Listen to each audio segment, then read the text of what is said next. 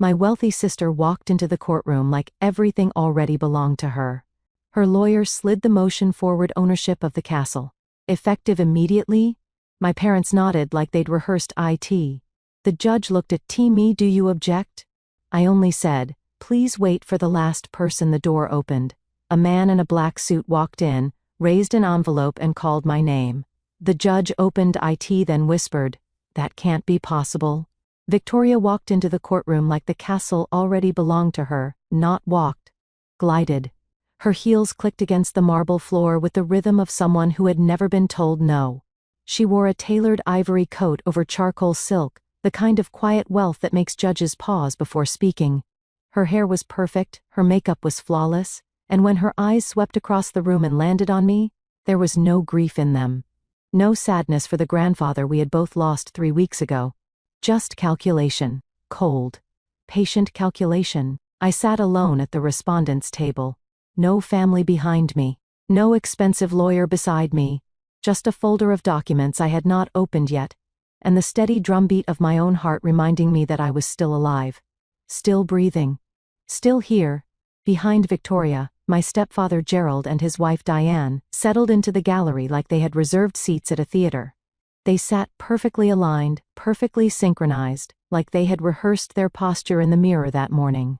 Gerald's jaw was set in that expression I knew too well, the one that said this was business, and I was the obstacle. They did not know I had been waiting for this moment for 3 years. They did not know that everything they were about to do had already been anticipated, and they certainly did not know about the man who would walk through that door in exactly 11 minutes. The bailiff called the case number, and Judge Harrison Cole entered from his chambers. He was mid-60s, wire-rimmed glasses, the expression of a man who had seen too many families destroy themselves over money. He settled into his chair, reviewed the case file without looking up, and I watched Victoria's lawyer rise with the confidence of someone who believed he had already won. Raymond Schultz was everything Gerald's money could buy: tailored suit, silver cufflinks, a leather folder thin enough to suggest he did not need much evidence. He knew he was going to win. Everyone in this room knew it. Everyone except me. Your Honor? Schultz began. His voice smooth as polished stone. We are filing for emergency transfer of the Pembroke estate. Specifically, the castle and all associated properties. He paused, letting the words settle. To my client, Victoria Hale, effective immediately. He slid the motion across the table like a blade. The paper made a soft sound against the wood, but it might as well have been a gunshot. Victoria did not look at me. She did not need to. Her chin lifted slightly, her hands folded in her lap. She looked like a woman accepting an award she already knew she had won. Behind her, Gerald and Diane nodded in unison. A small movement, barely perceptible, but I caught it. They had practiced that. I was certain of it. The petition continued through Schultz's measured voice. The respondent has demonstrated an inability to manage properties of this scale. She has no experience in estate management. She has isolated the deceased from family members during his final years. He paused again, glancing at me with something that looked almost like pity. My client is the responsible party. The estate needs protection, immediately, responsible. That word had always been a weapon in this family. It meant, give us control and stop asking questions. It meant you are not one of us. It meant sit down and disappear. Victoria finally looked at me then, not with hatred, not with triumph, with the kind of expression you give an insect before you crush it beneath your heel. Like I was not worth the energy of real emotion. Like my existence was merely an inconvenience to be resolved. I filed that look away. I would remember it later, when everything changed. Judge Cole finished reviewing the initial documents and removed his glasses. He cleaned them slowly, a habit that gave him time to think. Then he turned to me. Ms. Pembroke, he said, his voice flat and neutral, this petition requests full authority over your grandfather's estate. It alleges you are unfit to participate in its management and may interfere with proper administration. He paused. The courtroom held its breath. Do you object? Victoria's lips twitched. Almost a smile. She was waiting for me to crumble, to cry, to beg. Raymond Schultz already had his rebuttal prepared. I could see it in the way he shifted his weight, ready to pounce on whatever desperate defense I might offer. I did not stand immediately. I took one breath, Then another. When I spoke, my voice did not shake. Yes, Your Honor, I object. Schultz smiled, faint, patronizing. The smile of a man humoring a child who did not understand the game being played. On what grounds, he asked. I did not give him an argument. Not yet. I would like to wait for the last person to arrive. The silence that followed was sharp enough to cut. Judge Cole blinked once, twice. The last person, he repeated. Victoria laughed. Short, sharp, humorless. This is ridiculous, she snapped. There is no one else. Gerald muttered something from the gallery, just loud enough for me to hear. She always does this, always making scenes. Diane sighed softly, the sound of a woman suffering through someone else's immaturity. I kept my eyes on the judge. I did not look at my family. They were not my family. They had not been for a very long time. Judge Cole studied me for a moment. He had seen desperate defendants before. People who delayed because they had nothing. People who grasped at any straw to postpone the inevitable. But something in my expression made him pause. I was not desperate, I was waiting. How long, he asked. Minutes, Your Honor, not hours. Raymond Schultz stood quickly. Too quickly. Your Honor, this is clearly a delay tactic. My client has businesses to run. We cannot accommodate theatrical performances designed to waste the court's time. Judge Cole raised his hand. Schultz stopped mid-sentence. His mouth still open. I will allow a brief delay, the judge said. His eyes stayed on me. But if this is a tactic, Miss Pembroke, it will not reflect well on your position. It is not a tactic, Your Honor. I simply want the full record to be present before you make any decisions. Victoria whispered urgently to Schultz. I could not hear the words, but I could read the tension in her shoulders. She did not know who I was waiting for. She did not know anything, that was the point. The minutes stretched, the clock on the wall ticked loud enough to count heartbeats. The clerk checked his watch. A bailiff shifted his weight. Someone in the gallery coughed. Gerald's phone buzzed. He glanced at the screen and I watched his face change. Not dramatically, just a flicker. A tightening around his eyes. He showed the screen to Diane. She went pale. Something was happening. Something they had not expected. I filed that away too. Another piece of the puzzle. Victoria started to speak again, her patience finally cracking. But before she could form the words, the courtroom doors opened. Not dramatically, no theatrical swing, just a clean, controlled push. The kind of movement made by someone who did not need to announce themselves. Someone with purpose. A man stepped inside, mid-50s, silver temples, face completely expressionless. He wore a black suit so plain it looked like a uniform. No flashy tie, no expensive watch, just dark fabric and perfect posture. He carried a single envelope. Manila. Sealed. He did not look at Gerald. He did not acknowledge Victoria. He did not even glance at the judge. He walked straight to the clerk's desk. Every step measured, every movement precise. The courtroom went silent. Even Victoria stopped breathing. The man held up the envelope. The seal caught the fluorescent light. Ms. Pembroke, he said. Just my surname, not Alexandra, not the respondent. Like he was confirming something he already knew. Then, he turned to the clerk. This is for the court, from the trustee. Judge Cole reached for the envelope slowly, like it might be something dangerous. Like the paper itself carried weight beyond its contents. He read the return address. His lips moved before he could stop them. And then he whispered something that made Victoria's perfect composure crack for the first time since she had walked through those doors. That, he said quietly, cannot be possible. I sat perfectly still at the respondent's table. Alone, unrepresented, apparently helpless. But for the first time since this hearing began, I allowed myself to breathe. Grandfather always said the best revenge is not loud. It is patient. It is documented. And it arrives exactly when your enemies think they have already won. The judge held the envelope like it might detonate. His fingers paused on the seal for 3 full seconds before he tore it open. No flourish. Just a clean rip that echoed through the silent courtroom. Every eye in the room tracked his movements as he pulled out a thick document, cream-colored paper with an embossed seal in the corner. The man in the black suit remained standing near the clerk's desk. He had not moved since delivering the envelope, had not shifted his weight, had not looked at anyone except me. "Jonathan Crane," he said, his voice flat and professional, "Senior Trust Administrator, Hawthorne Trust Company." He produced a business card and slid it to the clerk without looking. The card made a soft sound against the wooden surface. But in the silence of that courtroom, it might as well have been thunder. I watched Judge Cole's face when he heard the name Hawthorne Trust Company.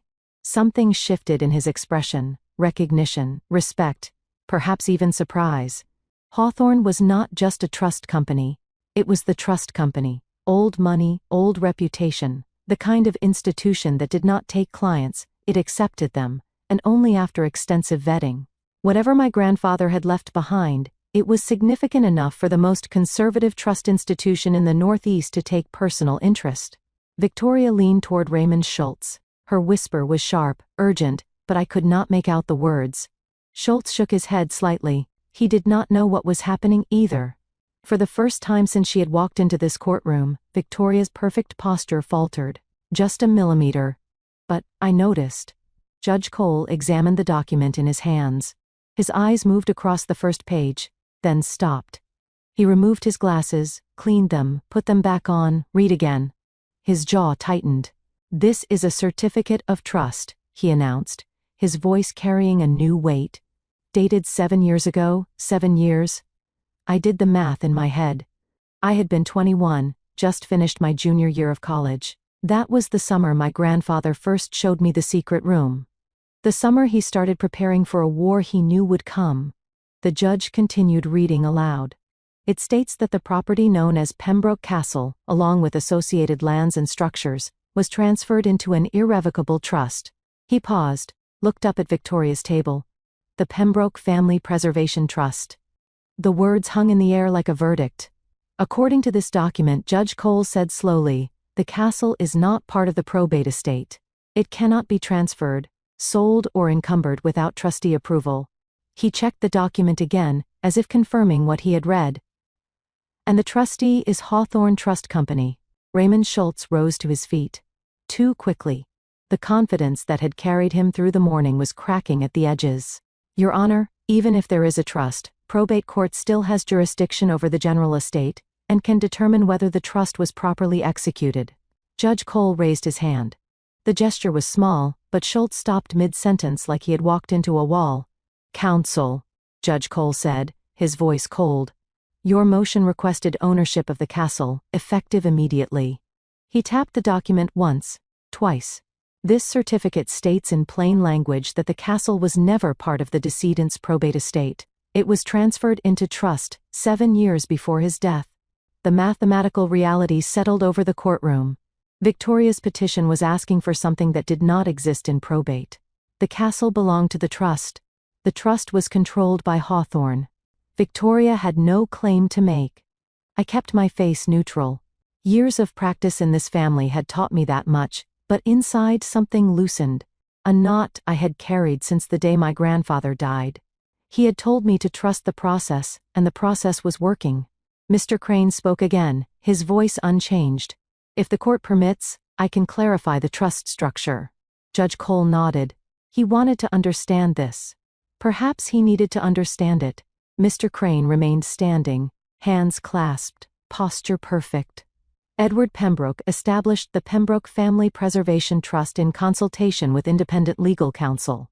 The trust holds the castle, the surrounding 47 acres, and several accounts designated for property maintenance." He paused briefly. "The trust is irrevocable. It cannot be modified or terminated by any party, including beneficiaries." Schultz opened his mouth to object. Judge Cole silenced him with a look. "The trust names one primary beneficiary," Mr. Crane continued. He paused. "Not for drama, for precision. Alexandra Pembroke." Victoria went still. Completely, terrifyingly still, like a predator recalculating after prey escaped the first strike. Her hands, which had been folded elegantly in her lap, tightened into fists. "The beneficiary receives full use and occupation rights upon the grantor's death," Mr. Crane explained. "She receives full ownership transfer at age 35, provided she has maintained the property according to trust guidelines." Until then, the trustee manages all legal and financial matters related to the estate. Gerald could not contain himself any longer. He stood from the gallery, his chair scraping against the floor with an ugly sound. This is forgery. His voice cracked with something between rage and disbelief. That old man was senile. He did not know what he was signing. Judge Cole's gaze turned cold. The temperature in the courtroom seemed to drop 10 degrees. "Mr. Hale," the judge said, his voice like ice. "You will sit down. You will not speak unless addressed. And if you interrupt these proceedings again, I will have you removed and held in contempt." Gerald's face turned red. His mouth opened, closed, opened again. Diane grabbed his arm, not in comfort, in warning. He sat down slowly, like a man forcing himself to swallow poison. The moment passed, but the damage was done. Gerald had shown the court exactly who he was, exactly how much control he had lost. Victoria recalibrated. I could almost see the gears turning behind her eyes. The direct approach had failed. The emergency petition was dead. She needed a new strategy. She leaned toward Schultz and whispered something. He nodded slightly. They had adapted before. They would adapt again. "Your Honor," Schultz said, rising with renewed composure. "May I have a moment to confer with my client?" Judge Cole granted it. 2 minutes. Victoria and Schultz huddled together, their whispers sharp and urgent. I watched Victoria's hands. They were shaking slightly. Not from grief, from anger, from the realization that her easy victory had just evaporated. When Schultz stood again, his strategy had shifted. The smooth confidence was back, but it had a harder edge now. Desperation wearing a polite mask. "Your Honor, we acknowledge the existence of this trust document. However, we have serious concerns about its validity." The accusation took shape slowly, deliberately. Edward Pembroke was elderly when this trust was created. He was increasingly isolated from his family in his final years, and he was under the significant influence of one person. Schultz turned, pointed at me, his granddaughter. Victoria stood without waiting for permission. Her voice trembled with manufactured emotion. The tears she had been saving finally made their appearance. "Alexandra controlled everything, Your Honor. Who visited grandfather, what he ate, what he signed. She manipulated a vulnerable old man for her own benefit." Her eyes glistened. Finally the mascara smeared, perfect timing. Diane added her voice from the gallery, her tone dripping with rehearsed sorrow. "We tried to visit, she always had excuses. He is resting. He is not feeling well. He does not want visitors. She kept us away, on purpose." Gerald stayed silent this time, but his jaw was tight. His eyes burning with resentment he could barely contain. The accusation crystallized in the air. Undue influence. Elder isolation. Possible financial exploitation. They were not fighting the trust anymore.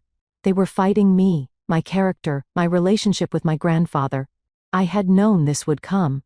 My grandfather had warned me. "They will attack you when they cannot attack the documents," he had said once. Sitting in his study while rain streaked the windows. "Let them. The documents will answer." I trusted him in life. I trusted him now. Judge Cole processed the accusations without visible reaction. He had seen families destroy each other in his courtroom before. Accusations of manipulation were common. Proof was rare. "Counsel," he said to Schultz, "you are making serious allegations. Undue influence. Elder abuse. Financial exploitation. These are not merely civil claims. These are potential criminal matters." He paused, letting the weight of his words settle. "Do you have evidence, or just accusations?" Schultz's answer was careful, calculated. "We have testimony, Your Honor. Family members who witnessed the isolation. We have concerns that warrant investigation. We are asking the court to pause any trust distributions until these matters can be examined." The trap was elegant. If the judge agreed to investigate, Victoria bought time. Time to find evidence. Time to pressure me. Time to make the trust seem tainted. I felt the room turning against me. Not dramatically, but subtly. The clerk's expression had shifted. The bailiff stood a little straighter. Even the judge's neutrality had hardened into something that looked almost like suspicion. Victoria caught my eye from across the aisle. Her expression had changed. The condescension was gone. The performance of grief was gone. What remained was something raw and honest for the first time all day. Hatred. Pure and unfiltered. Like I had just taken something she believed was already hers. And she would make me pay for it. Mr. Crane had remained silent through all the accusations. He stood exactly where he had been standing, his expression unchanged. He had heard this before. Families always attacked when they lost. Judge Cole turned to him. Mr. Crane, these are serious allegations against your trust's grantor. Does Hawthorne Trust have any response? Mr. Crane's voice remained perfectly level. Yes, Your Honor. I have additional documentation that addresses these exact concerns. He reached into his jacket and produced another envelope, smaller than the first. Same cream-colored paper, same embossed seal, but this one had a handwritten notation on the front. Judge Cole received it with visible caution. He read the notation aloud, and his voice carried a new quality. Something between disbelief and respect. To be presented if my competency, or my granddaughter's integrity is questioned. He looked up at Mr. Crane. He wrote this himself. Mr. Crane nodded. Edward Pembroke prepared multiple contingency documents. This one was sealed 7 years ago, on the same day as the trust. He gave specific instructions for when it should be opened. A pause. Deliberate. Today's accusations meet those criteria. Victoria's composure cracked further. She grabbed Schultz's arm and whispered urgently. He shook his head. He did not know what was coming either. Gerald and Diane exchanged glances. Something passed between them. Fear. Recognition. They knew Edward Pembroke had been meticulous. They knew he planned ahead. If he had prepared for this, he had prepared thoroughly. Judge Cole broke the seal carefully. He unfolded the document inside. His eyes scanned the first paragraph, and then he stopped reading. He looked up. First at Victoria, then at Gerald, then at Diane. When he spoke, his voice carried something new. Not just authority, warning. I think, he said slowly, you should all hear what Edward Pembroke had to say about exactly the situation. The courtroom went silent. Not the silence of boredom or routine. The silence of people who suddenly realized they were standing at the edge of something they could not control. My grandfather was dead. He had been dead for 3 weeks. But in that moment, sitting in that Hartford courtroom, I felt his presence more strongly than I had since the day he passed. The dead cannot speak. But they can write. And my grandfather had written everything down. Judge Cole held the document like it was evidence in a murder trial. And in a way it was. A murder of reputation that my grandfather had seen coming 7 years before it happened. The courtroom had gone completely silent. Even the clerk had stopped typing. Victoria sat rigid in her chair, her hands gripping the edge of the table so hard her knuckles had turned white. Gerald and Diane had gone pale in the gallery. The color of people who suddenly realized they had walked into a trap they could not escape.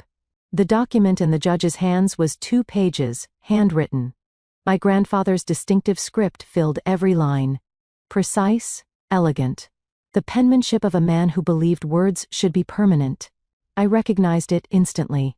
I had seen that handwriting on birthday cards, on notes left in my college dorm, on the margins of books he wanted me to read. Judge Cole examined the pages in silence. His expression shifted 3 times as he read. First confusion, then understanding. Finally something that looked almost like respect.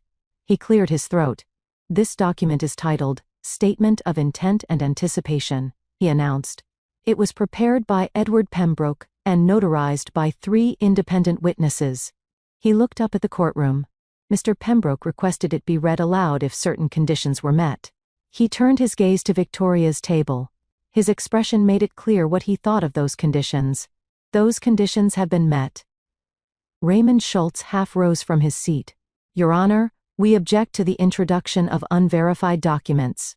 This is highly irregular and prejudicial to my client's position. Judge Cole cut him off with a look that could have frozen fire. Counsel, he said, his voice sharp as broken glass. You spent the last 15 minutes accusing the deceased's granddaughter of manipulation and abuse.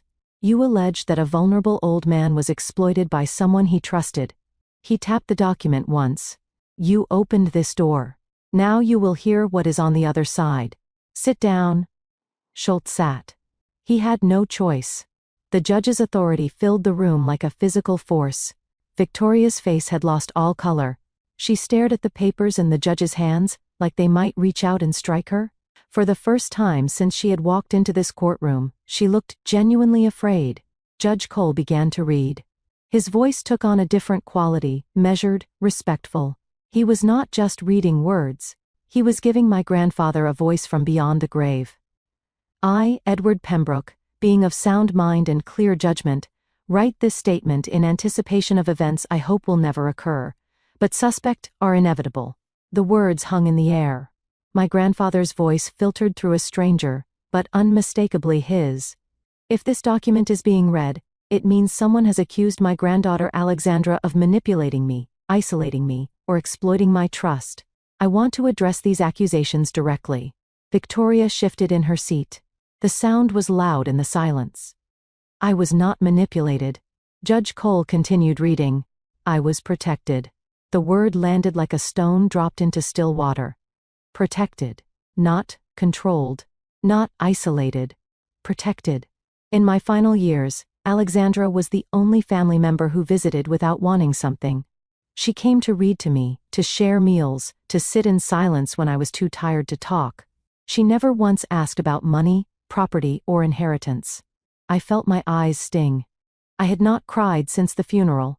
I would not cry now, not in front of them.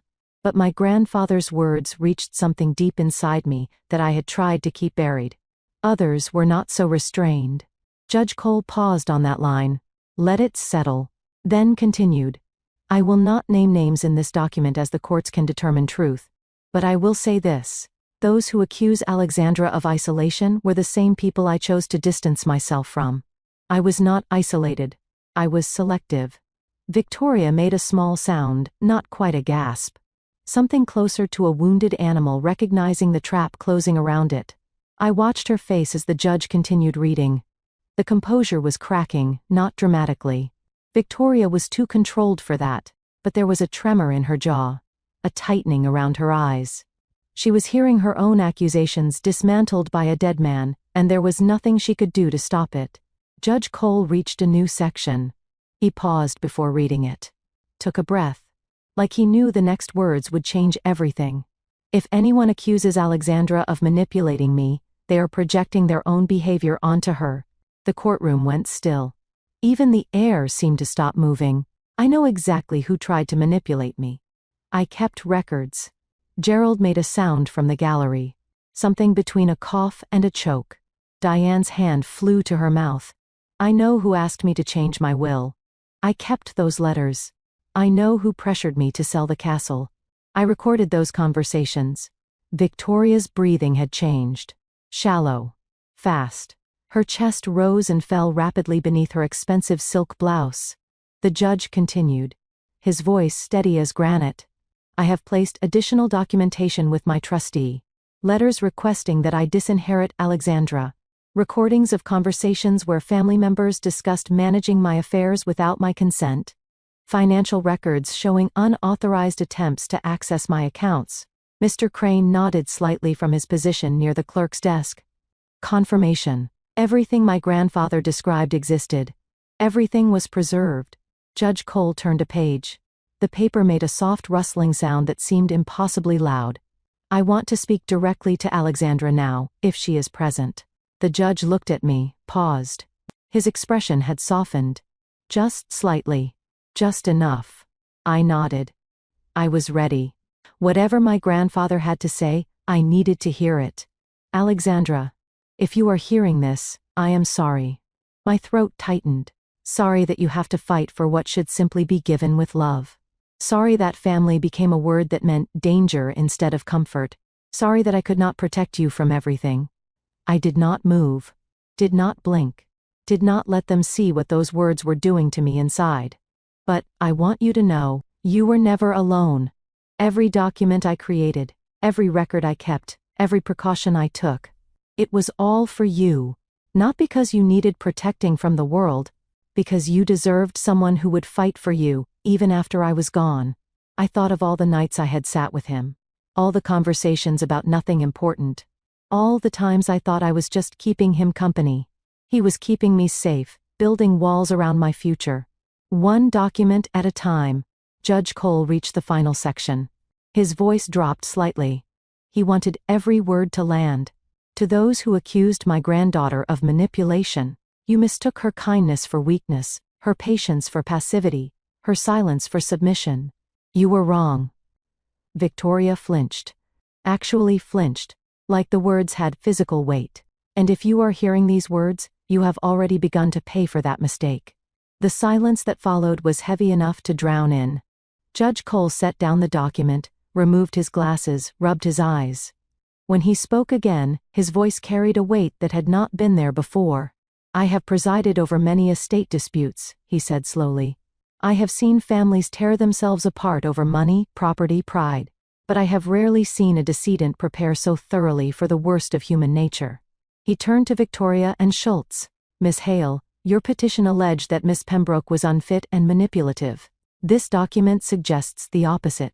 It suggests that Mr. Pembroke had full capacity, clear judgment, and specific reasons for his decisions.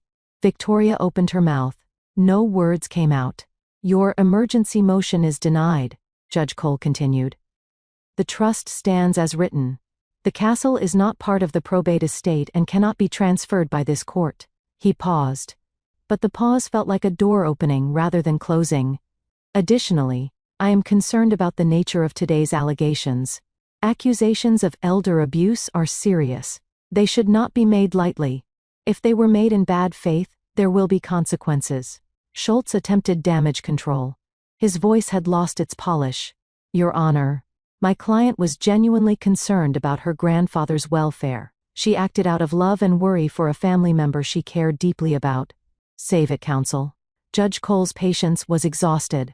His words came out sharp and final. I will be reviewing the record of today's proceedings carefully, and I suggest your client consider her next steps very carefully as well. Mr. Crane spoke for the first time since delivering the documents. His voice remained perfectly level, perfectly calm.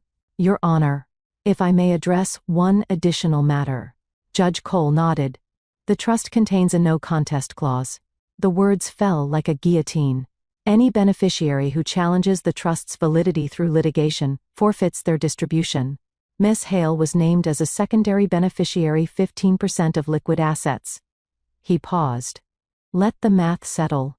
Today's petition may have triggered that clause. Victoria stood abruptly. Her chair scraped against the floor with an ugly sound. That is not possible. She was almost shouting. I did not know about any clause. I was told the trust was invalid. I was told. Schultz grabbed her arm. His whisper was urgent. Sit down. Now. She did not sit. She stared at Mr. Crane with something beyond anger. Beyond fear. The realization was spreading across her face like a stain. She had not just lost the castle. She may have lost everything her grandfather had left her. By trying to take my inheritance, she had destroyed her own. Judge Cole raised his hand. We are in recess. 30 minutes. His gaze moved across the courtroom. Landed on Victoria. Then Gerald. Then Diane. When we return, I expect all parties to have considered their positions carefully. Very carefully. He stood. The gavel fell. The sound echoed through the courtroom like a period at the end of a sentence. People began to rise. Movement filled the room.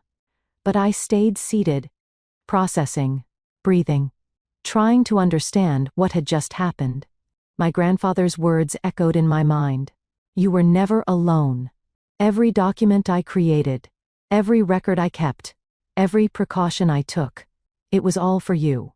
He had known. He had known exactly what they would do. And he had prepared for it. 7 years of preparation for a single day in court. The dead cannot speak, but they can write, and my grandfather had written a fortress around me. I watched Gerald move toward the side door. His phone was pressed to his ear. His voice was low, but his words carried. The acoustics of the courtroom betrayed him. We need to move to Plan B. Now, before she finds out about the rest. Plan B, which meant there had been a Plan A. A plan that had just failed spectacularly. And if there was a Plan B, there might be a Plan C. A Plan D. An entire alphabet of schemes I knew nothing about. Gerald disappeared through the side door. Diane followed him. Victoria remained at the defense table, staring at nothing, her perfect world crumbling around her. What rest? What else was there to find out? What other secrets had they been keeping? I did not know the answers, but I knew one thing with absolute certainty.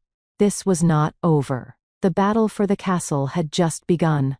And whatever Gerald was planning, whatever he was trying to hide, my grandfather had probably anticipated that too. He had spent 20 years building defenses I was only beginning to understand. And somewhere in those defenses lay the truth about everything. I just had to find it before they did. The bailiff called for recess, but I did not move.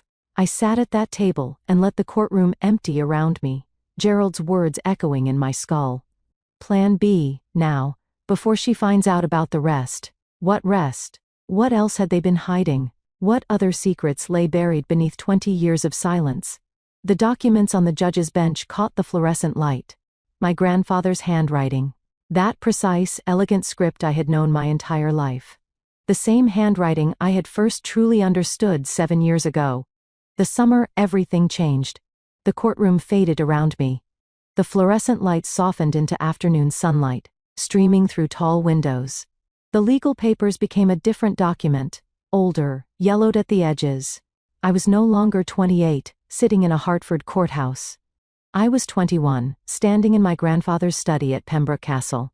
That was the summer I learned that family could be a knife, and that the only person holding a shield was an 80-year-old man who had already been fighting longer than I had been alive. The castle stood as it always had, stone walls covered in green ivy, towers reaching toward a June sky so blue it almost hurt to look at.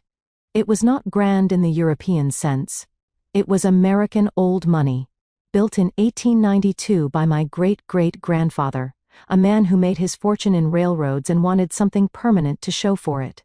The walls had witnessed 4 generations of Pembrokes, births, deaths, marriages, betrayals. It was the only place that had ever felt like home. I had just finished my junior year of college. Elementary education. I wanted to teach. I wanted to spend my life surrounded by children who still believed the world was good, who still trusted the adults around them. Maybe I wanted to protect that innocence, because I had lost my own so young. I lived in a small apartment near campus during the school year. Worked part-time at a bookstore, counted every dollar twice. Summer break meant 2 months at the castle with my grandfather, 2 months of peace before returning to the real world. Gerald and Diane lived in a modern mansion in Greenwich, all glass and sharp angles and furniture you were afraid to sit on. Victoria had her own penthouse in Manhattan, paid for by her father, decorated in the same cold minimalist style. They visited the castle twice a year, Thanksgiving and Christmas. Both visits lasted exactly 48 hours. Both visits ended with arguments about money. I had been coming to the castle every summer since I was 12, since my mother died, since Gerald made it clear, in 1,000 small ways, that I was not really his daughter, since Victoria made it clear in 1,000 smaller ways that I was not really her sister. My grandfather was the only family I had left, the only one who wanted me for who I was, not for what I might inherit. At 81, Edward Pembroke still had a mind sharp enough to cut glass. His body was failing, slowly but steadily. He walked with a cane now but refused a wheelchair. He still read 3 newspapers every morning, still wrote letters by hand, still remembered everything. On my 3rd day that summer, I found him in his study at dawn. He was not reading or writing. He was sitting in the dark, holding a photograph I had never seen. When he heard my footsteps, he put it away quickly. Too quickly, like a child caught with something forbidden. Some memories, he said, his voice rough with something I did not recognize, are better kept in drawers. I did not ask what the photograph showed. I wish I had pushed. But I was 21, and I still believed that adults kept secrets for good reasons. I still believed that the truth would come out when it was ready. I was wrong about so many things that summer. 1 week into my visit, my grandfather asked me to stay after dinner.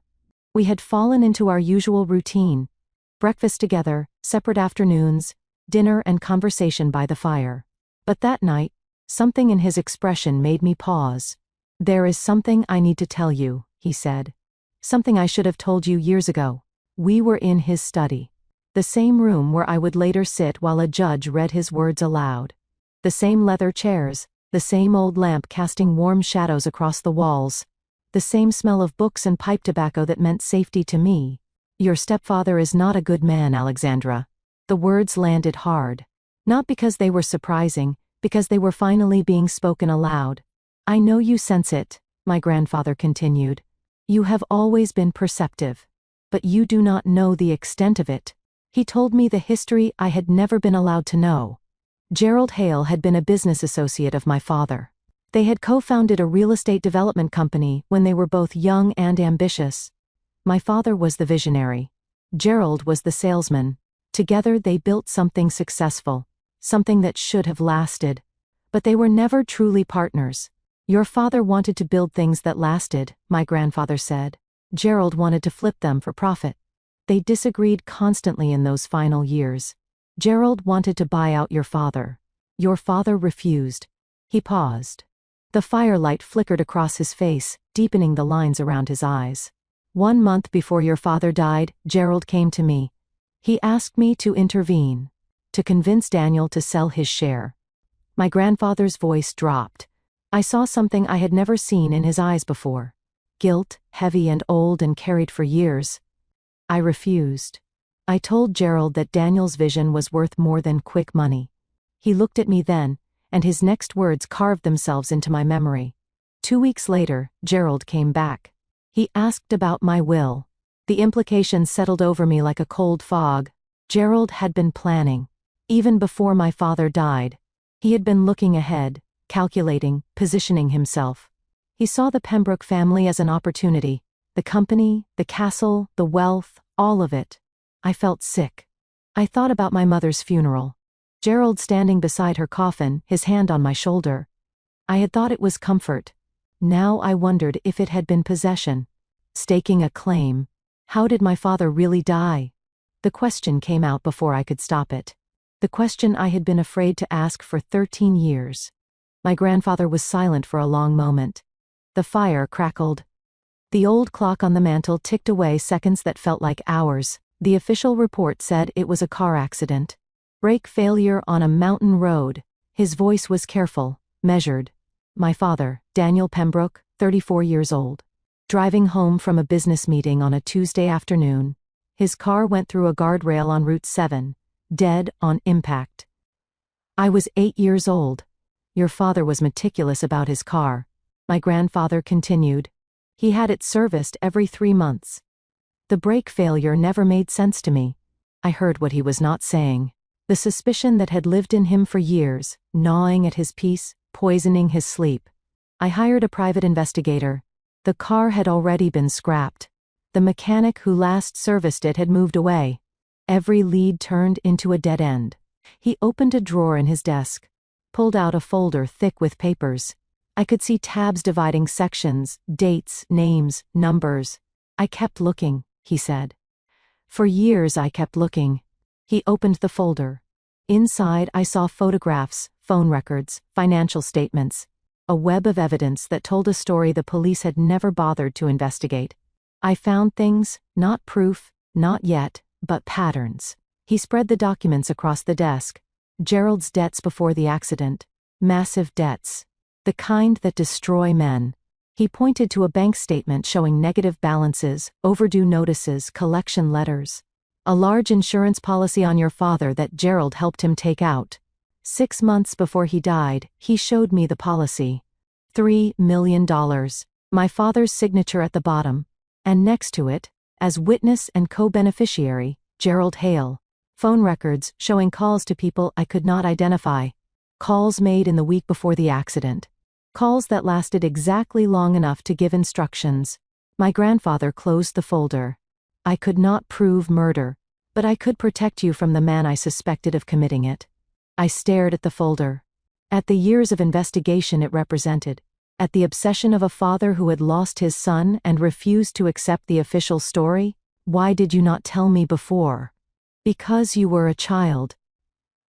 And then you were a teenager. And then I realized I needed to prepare you, not just tell you. He stood, used his cane to rise. The movement was slow, painful, but determined. Come with me. There is something you need to see. We left the study, walked through corridors I knew by heart, but then we turned where I had never turned before. Toward the East Library. My great-great-grandfather built this during Prohibition, my grandfather said as we entered. He was a very cautious man. So am I. He walked to the third bookshelf from the window, reached behind a row of old encyclopedias. I heard a click, and then the entire bookshelf swung inward, revealing a narrow doorway and stone stairs descending into darkness. Only 4 people have ever known about this room.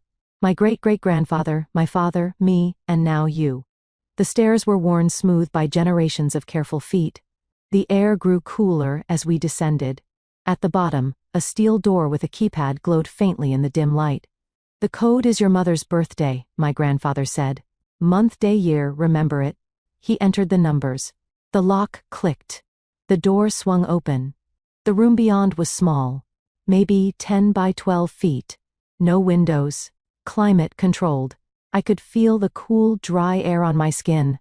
The walls were lined with filing cabinets, neatly labeled, organized with military precision. In the corner sat a heavy floor safe, old but well-maintained.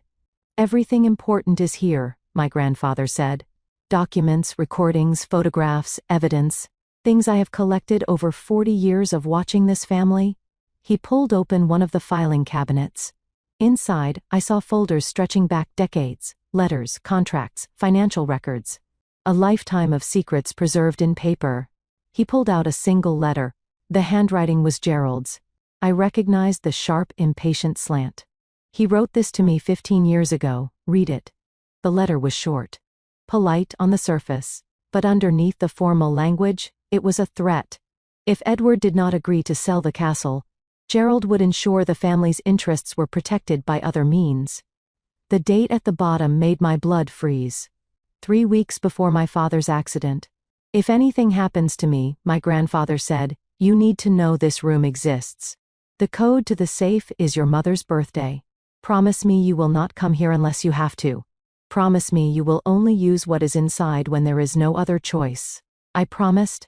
I did not fully understand yet, but I gave him my word. The memory dissolved. The stone walls of the secret room became the wood paneling of the Hartford courtroom. The cool underground air became the stale recycled ventilation of a government building. My grandfather's voice became the bailiff announcing the end of recess. I blinked. People were filing back in. Victoria and Schultz were in whispered conference at their table, but Gerald and Diane were notably absent from their seats in the gallery. A man approached my table. Mid-40s, professional, carrying a leather briefcase. Miss Pembroke, I am Marcus Webb, your attorney. I stared at him. My attorney. Your grandfather retained me 3 years ago, he explained quickly. In anticipation of exactly this situation, we need to talk now. Before court resumes, he sat beside me. His voice dropped to a whisper. One of my contacts at the courthouse texted me during the recess. Gerald Hale made 3 phone calls from the hallway. He checked his phone. Read the message again. 1 call to a bank, 1 to a lawyer I do not recognize, and 1 to someone at the castle. My blood went cold. The castle. Who would Gerald be calling there? The staff? A contractor? Someone else? There is more, Marcus said. His voice barely audible. My contact recognized the 3rd number. It belongs to a locksmith. He paused. A locksmith who specializes in safes. The secret room. Gerald knew, or suspected. And he was already moving. I had to get to the castle. Before he did, I had 11 minutes before court resumed. 11 minutes to process what Marcus had just told me about the locksmith. 11 minutes to decide whether to abandon this hearing and race to the castle, or trust that my grandfather's defenses would hold without me. The secret room contained everything. 40 years of documents.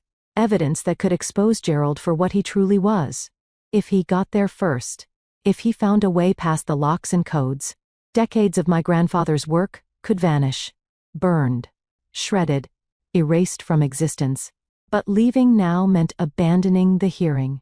It meant giving Victoria exactly what she wanted. An empty chair at the respondents' table. Proof that I could not handle pressure. Ammunition for whatever attack she was planning next. Marcus Webb read my expression. He had been doing this long enough to recognize the calculations happening behind my eyes. "You cannot leave," he said quietly. "If you walk out, Schultz will argue you have forfeited your defense. The judge will not look kindly on abandonment. But the castle, the room, everything my grandfather built." Marcus placed his hand on the table. Steady. Calm. "I have already called someone. Mrs. Patterson. The caretaker. She has worked at the castle for 30 years. I reached her during the recess and gave her specific instructions." I stared at him. "You know about Mrs. Patterson?" "Your grandfather briefed me on every detail of his estate," Marcus replied. "Every person. Every vulnerability. Every contingency. Mrs. Patterson has been instructed to let no one inside until you return. She knows to call the police if anyone tries to force entry. Do you trust her?" I thought about Mrs. Patterson. Gray hair always pinned back. Hands that smelled like lavender and furniture polish. She had been at the castle since before I was born. She had watched my father grow up. She had cried at his funeral and at my mother's and at my grandfather's. "I trust her," I said. "Then stay," Marcus replied. "Fight this battle first. The castle will wait." The bailiff called the courtroom to order. Judge Cole returned to his bench. Victoria and Schultz were already seated. Their whispered conference finished. Their strategy presumably adjusted. Gerald and Diane slipped back through the side door just as the bailiff closed the main entrance. Gerald's face was carefully neutral. Too neutral. The mask of a man hiding something. I watched him take his seat. His phone was still in his hand, screen facing down. But I noticed something. A slight tremor in his fingers. Whatever calls he had made, whatever plans he had set in motion, he was not as confident as he wanted to appear. Good. Let him worry. Let him feel hunted for once. Judge Cole settled into his chair and addressed the courtroom. "We are back on record," he announced. "Before we continue, I want to make clear that this court takes allegations of undue influence very seriously. But I also take seriously the introduction of baseless accusations designed to delay legitimate proceedings." He looked at Schultz. "Counsel, I understand you wish to challenge the validity of the trust. You may proceed, but I warn you, stick to facts." Schultz stood with renewed composure. Whatever conversation he had during the recess had restored some of his confidence. The smooth professional veneer was back in place, though I could see cracks underneath if I looked closely enough. "Your Honor, we would like to address the validity of the trust itself. While we acknowledge the existence of the documents presented, we question their legal standing." He began his technical assault. "A trust of this magnitude requires specific formalities. Proper witnessing, proper notarization, proper mental capacity assessments. We have reason to believe these requirements were not fully met. The challenges came in rapid succession. First, the witnesses listed on the trust document. Were they truly independent? Or were they employees of the grantor? People who depended on him for their livelihoods, and could not objectively assess his mental state. Second, the notarization occurred at the castle itself. Was the notary properly licensed in Connecticut at that time? Were all procedural requirements followed? Third, no independent mental capacity evaluation appears in the court record. How can we be certain that an 81-year-old man understood the complex legal implications of what he was signing? The questions were legitimate. Even valid trusts could be invalidated on technical grounds. I had seen it happen. A missing signature. A witness who turned out to be related to a beneficiary. A notary whose license had expired 3 days before the signing. The law was full of trapdoors for the unprepared. Judge Cole turned to Mr. Crane. "Can you address these concerns?" Mr. Crane rose with the same unhurried calm he had displayed since entering the courtroom. "Certainly, Your Honor." He produced another folder from his briefcase. How many documents had my grandfather prepared? How many contingencies had he anticipated? "Mr. Pembroke anticipated these exact challenges," Mr. Crane said. "Allow me to address each point." He opened the folder. Regarding the witnesses. The 3 individuals who witnessed the trust signing were as follows. James Richardson, Mr. Pembroke's personal attorney for 32 years, a member of the Connecticut Bar with an impeccable record. Dr. Helen Fairfax, professor of estate law at Yale University, who served as an independent legal consultant. And the Honorable Robert Chen, retired Superior Court judge, who witnessed the document as a personal favor to Mr. Pembroke. Schultz's expression flickered. Those were not the names of vulnerable employees. Those were legal heavyweights. Regarding the notary, Mr. Crane continued. Margaret Sullivan has been a licensed notary in Connecticut for 42 years. Her credentials were verified before, during, and after the signing. All procedural requirements were followed to the letter. He turned a page. And regarding mental capacity, all 3 witnesses submitted sworn affidavits confirming Mr. Pembroke's clarity of mind at the time of signing. Additionally, Hawthorne Trust Company requires independent cognitive assessments for all irrevocable trusts above a certain value threshold. He pulled out 3 more documents. Mr. Pembroke underwent evaluation by 2 board-certified psychiatrists and 1 neurologist. Dr. Sarah Chen of Yale New Haven Hospital's psychiatric department found no evidence of cognitive decline. Dr. Michael Torres, a private practice neurologist, documented full mental acuity and exceptional memory for his age. And Dr. Robert Finch, a court-appointed independent evaluator, confirmed that Mr. Pembroke demonstrated complete understanding of his assets, his beneficiaries, and the implications of his decisions. Mr. Crane set the documents on the clerk's desk. He was not just competent, Your Honor. He was exceptionally sharp. Schultz's phone vibrated on the table. He glanced at it just for a second, but his face changed. Something flickered across his features. Surprise. Concern. Maybe fear. He turned the phone face down quickly, but not before Victoria noticed. She leaned toward him, whispered something urgent. He shook his head slightly. Whatever that message contained, he was not sharing it with his client. Judge Cole observed the exchange but said nothing. His attention returned to the proceedings. Counsel, it appears Mr. Pembroke was quite thorough. Your challenges have been addressed. Do you have any other grounds for contesting this trust? Schultz paused. A long pause. The kind that fills a courtroom with tension. I knew what that pause meant. He was reaching for something. A last resort. A final card he had hoped not to play. He looked at Victoria. She gave the smallest nod. Permission. Whatever was coming next, they had planned it together. Your Honor, Schultz said slowly. If I may. We acknowledge that the technical requirements appear to have been met. However, technical compliance does not preclude the possibility of undue influence. Even the most properly executed documents can be the product of manipulation. He gestured toward his table.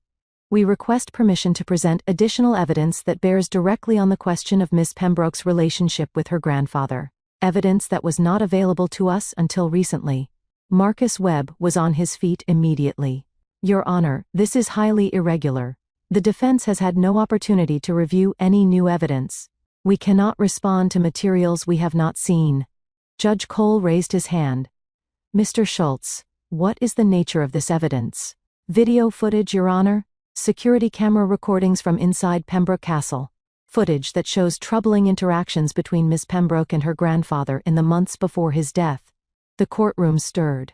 Video evidence carried weight that documents could not match. People believed their eyes. People trusted what they could see. Marcus pressed his objection.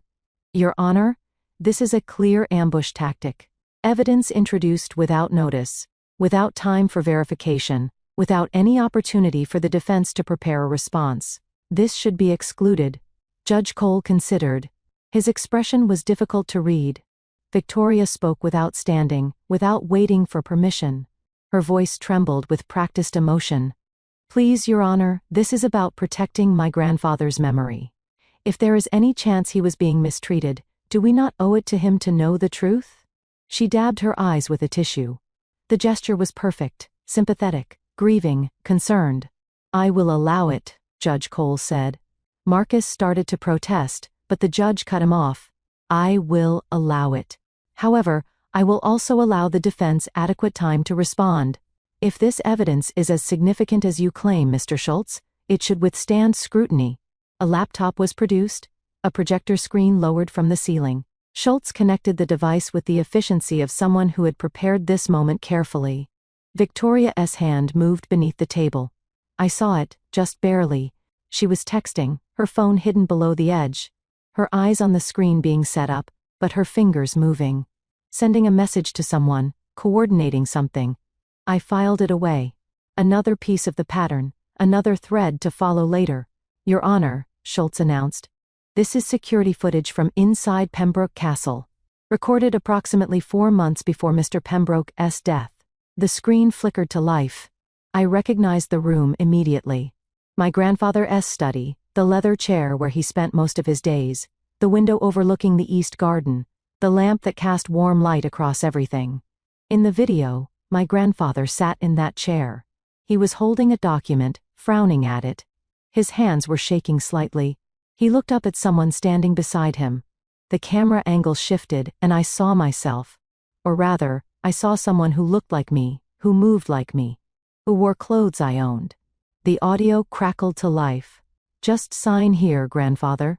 My voice, recorded, clear as day. It is what we discussed.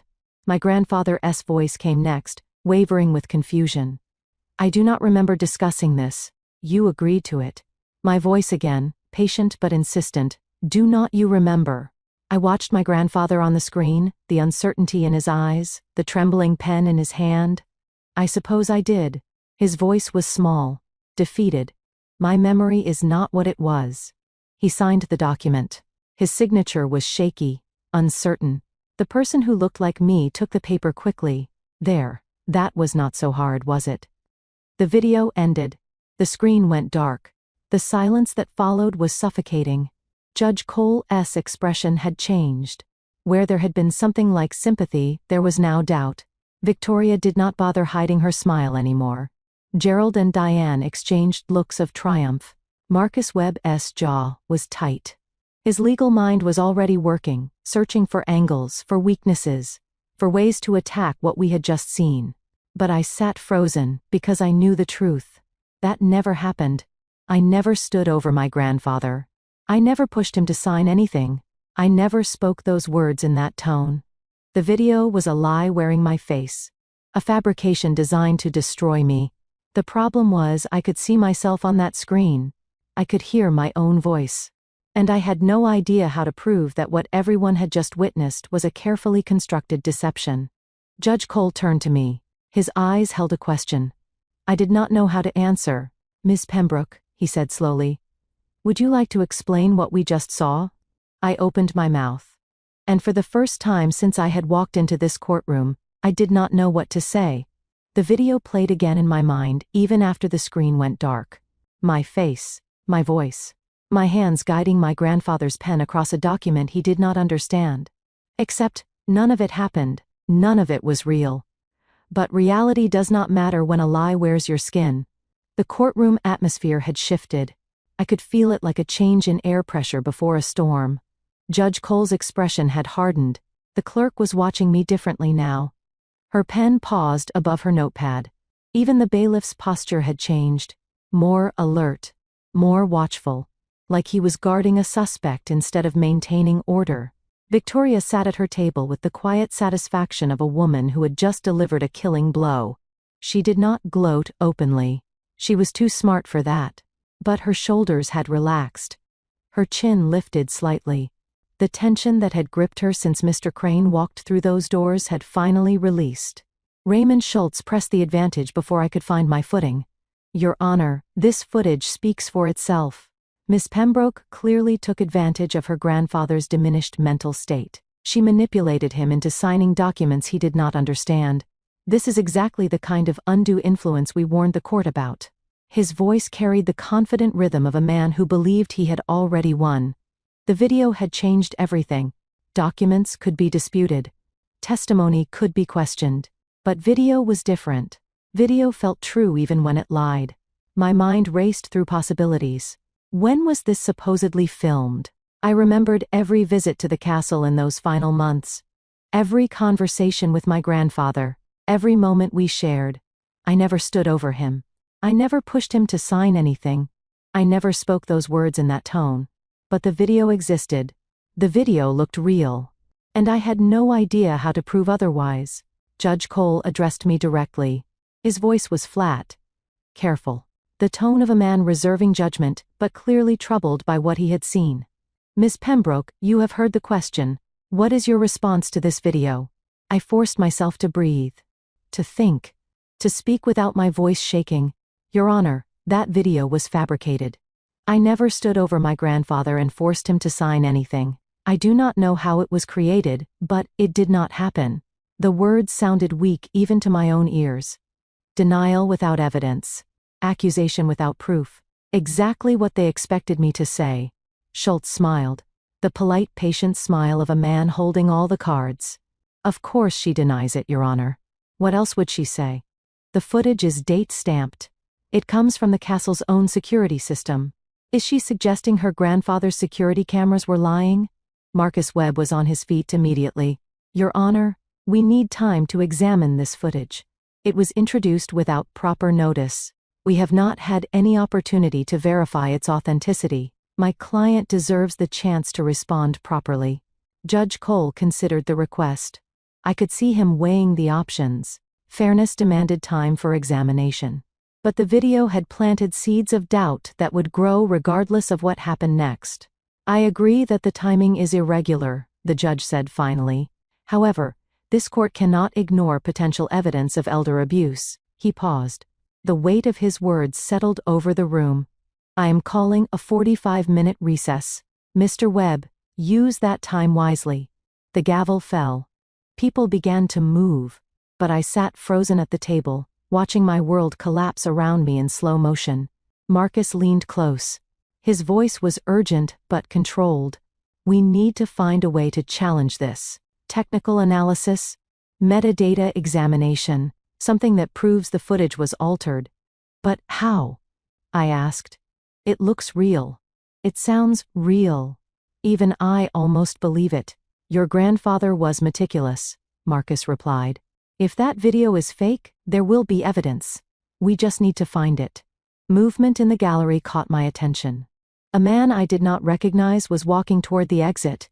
Gray hair, rumpled jacket, an observer's badge clipped to his lapel. He looked like any other courtroom spectator. But he was not leaving. He stopped beside a court officer and handed him something small. An envelope, plain white, no markings that I could see. The officer looked at the envelope, looked at the man, then looked at me, and started walking toward our table. The court officer approached Marcus with the envelope extended. This was left for your client, he said simply. Marcus took it cautiously, examining the plain white paper. No name, no return address. Just 2 words written on the front in block letters. The truth. Who gave you this? Marcus asked. The officer shrugged. Man in the gallery? He left before I could ask questions. Said it was important. Marcus looked at me. I shook my head. I did not know the gray-haired man. Had never seen him before today. We opened the envelope carefully. Inside was a USB drive, small, black, unremarkable, and a single sheet of paper with typed text. Marcus read the note aloud, his voice barely above a whisper. Metadata does not lie.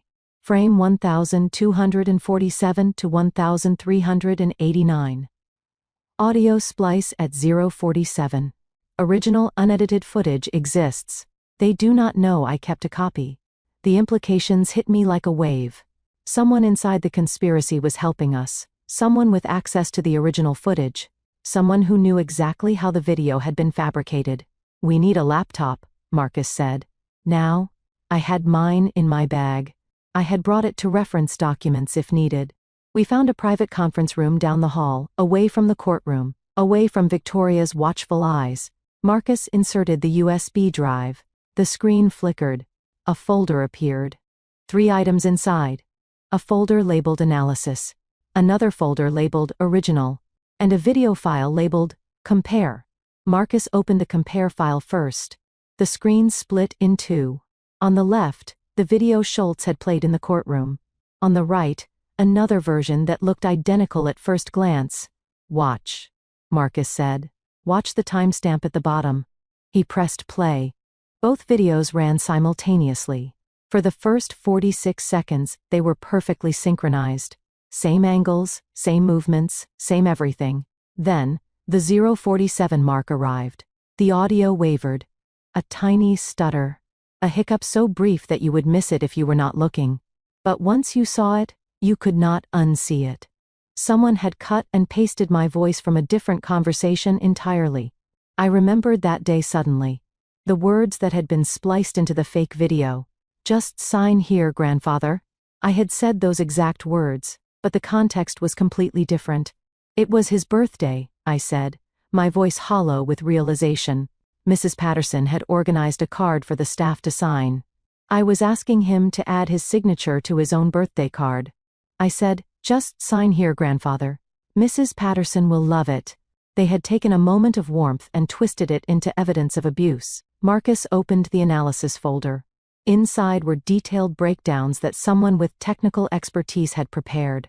Frame-by-frame comparisons, audio waveform analysis, timestamp inconsistencies.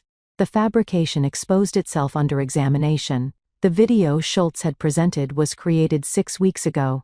The metadata embedded in the file told the truth even when the images lied. 3 different source files had been combined. The final product was rendered on a computer, not recorded live by a security camera.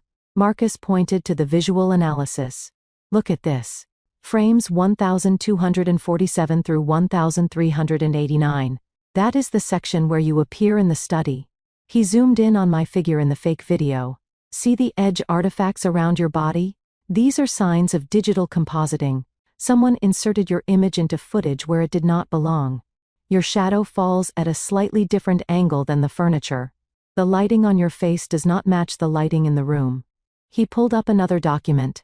"They used security footage from a different day to extract your image. Look at this comparison. This is you walking through the castle hallway 2 months earlier. Different day, different clothes, different context, but they extracted your figure, resized it, adjusted the lighting, and inserted it into the study footage. The sophistication of the deception was staggering. Someone had spent serious time and money creating this lie. This was not a rush job. This was planned, deliberate, professional." Marcus found another document in the folder, source identification. Someone had traced the editing software's license. The program used to create the fake video was Adobe Premiere Pro, not unusual by itself, but the license was registered to a specific company, Hale Media Solutions. I did not recognize the name immediately, but I recognized the word Hale, Victoria's family, her mother's maiden name. Marcus read further.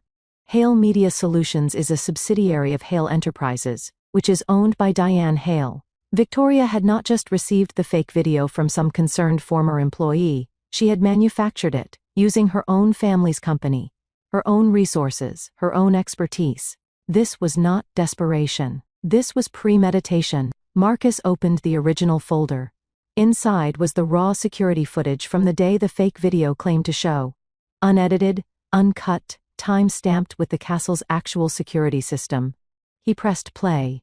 The study appeared on screen. My grandfather entered alone around 2:15 in the afternoon.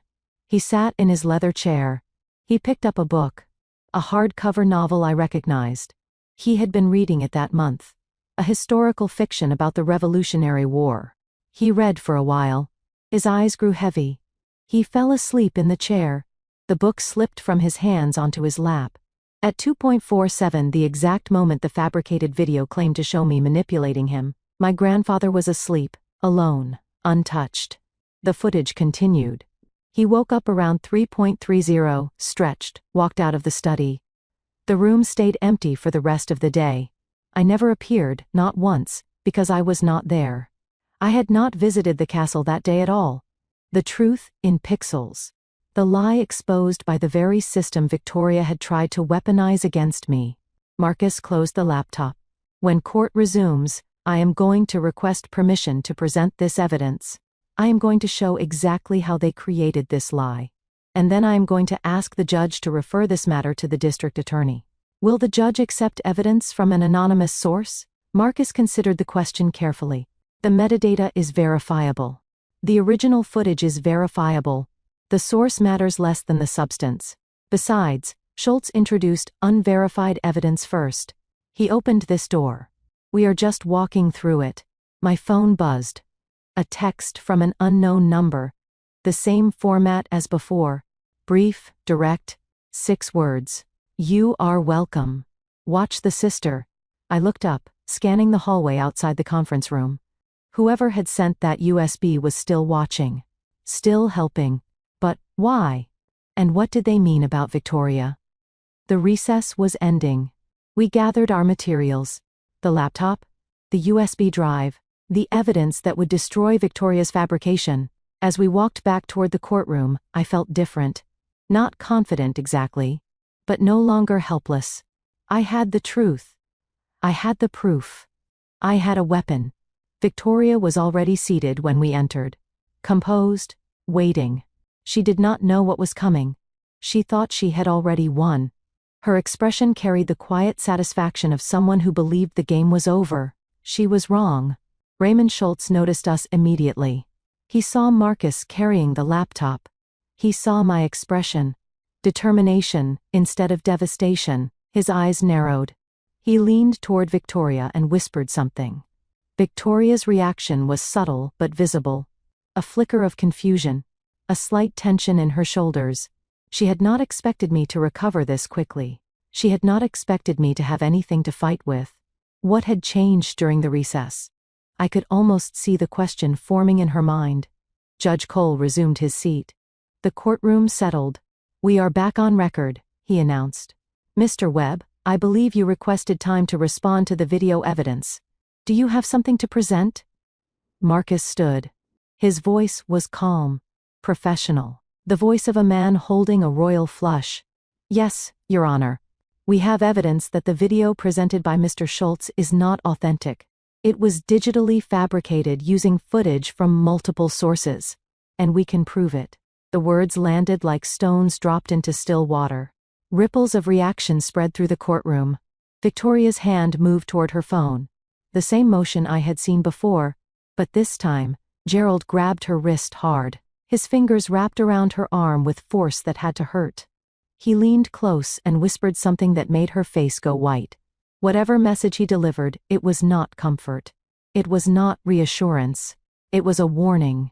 The walls were closing in, and they were starting to turn on each other. Marcus connected the laptop to the courtroom projector with the calm precision of a surgeon preparing to operate. Across the aisle, Victoria sat perfectly still, but I could see the tension in her shoulders. She did not know what was coming. But she knew something had changed. "Your Honor." Marcus began. Opposing counsel introduced video evidence during the last session. "That evidence purports to show my client manipulating her grandfather. We have conducted analysis during the recess. The results are conclusive." He pressed a key. The projector displayed the split-screen comparison. On the left, the video Schultz had played.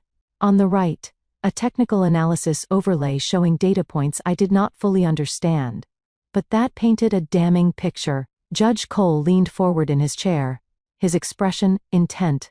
Whatever doubts the original video had planted, he was clearly willing to hear a counter-argument.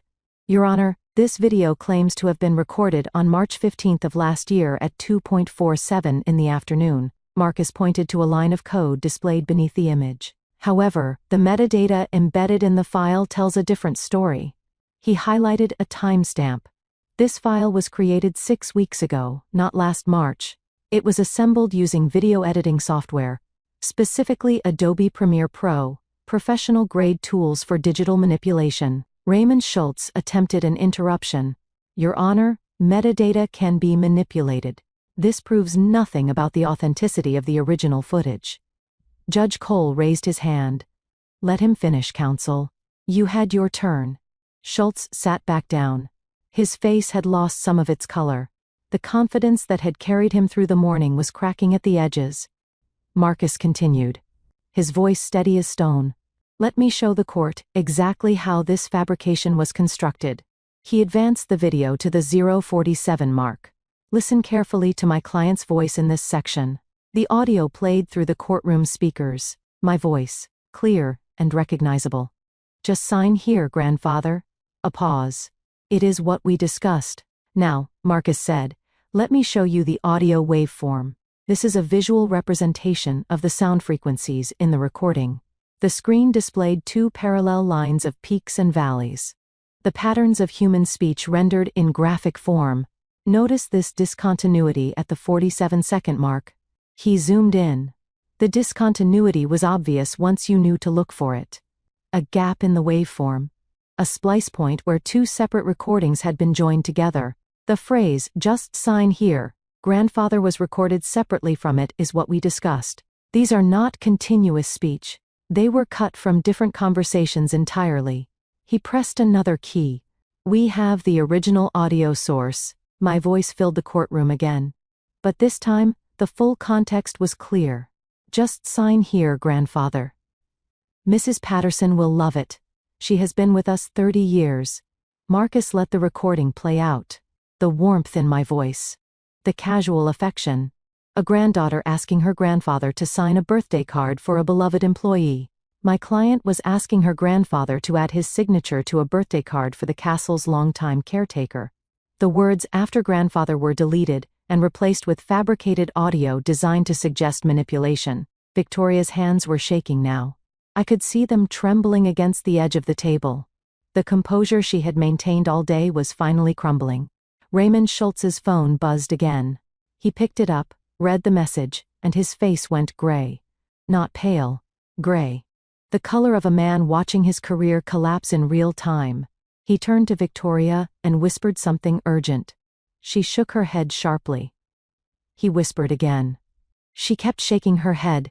But the audio manipulation is only part of the fabrication. Marcus continued, drawing the court's attention back to the screen. The visual elements are equally fraudulent. He advanced to frames 1247 through 1389. This is the section where my client allegedly appears in the study with her grandfather. Watch her outline carefully. He zoomed in on the figure that looked like me. Notice the edge artifacts around her body. These are signs of digital compositing. Her image was inserted into footage where it does not belong.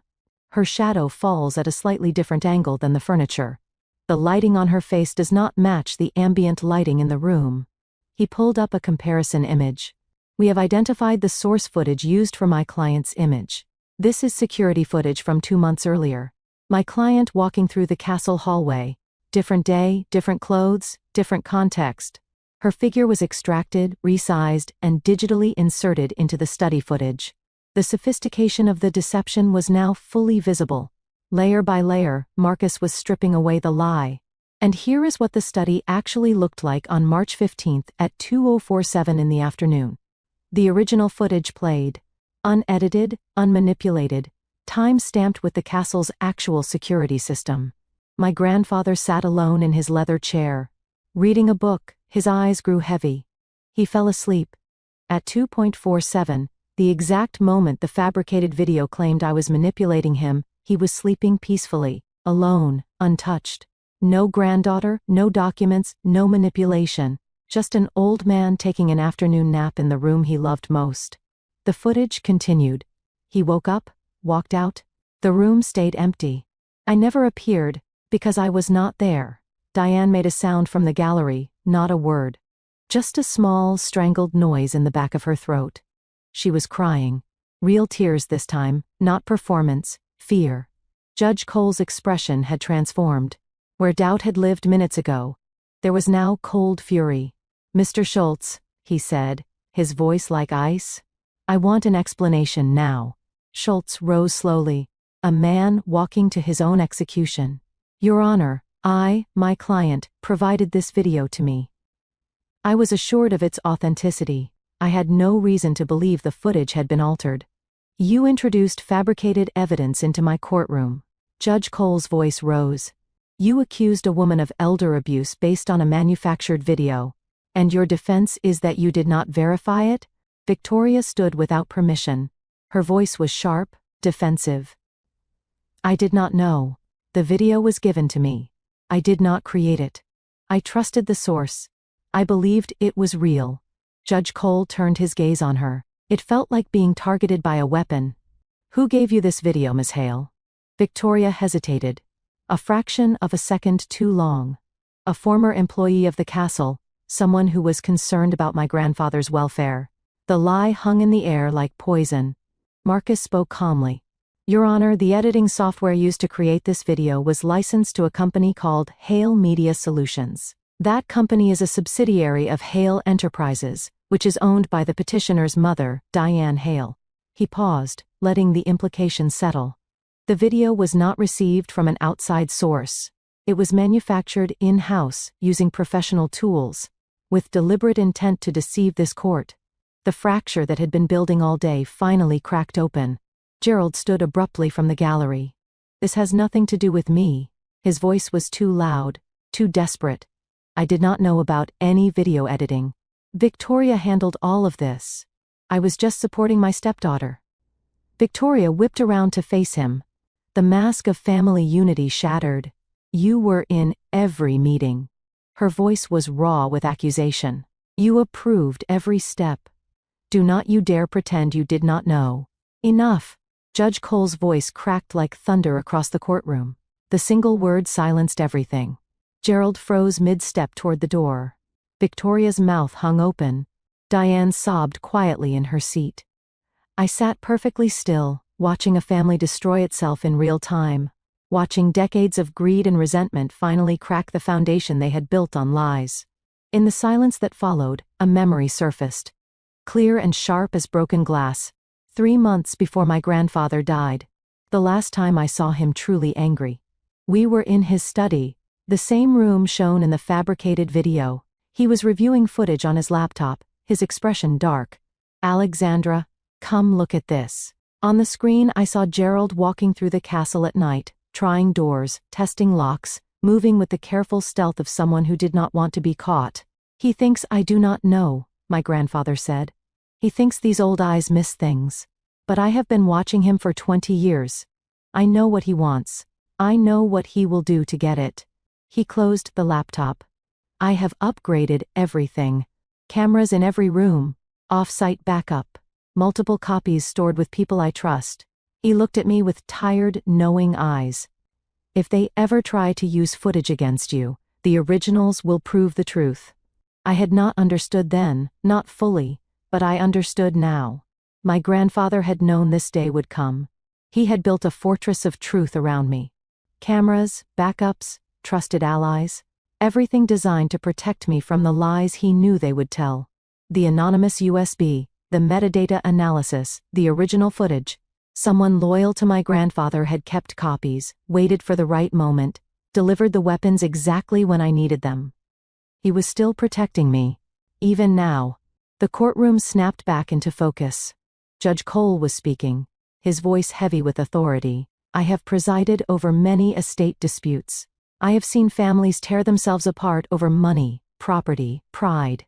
He paused.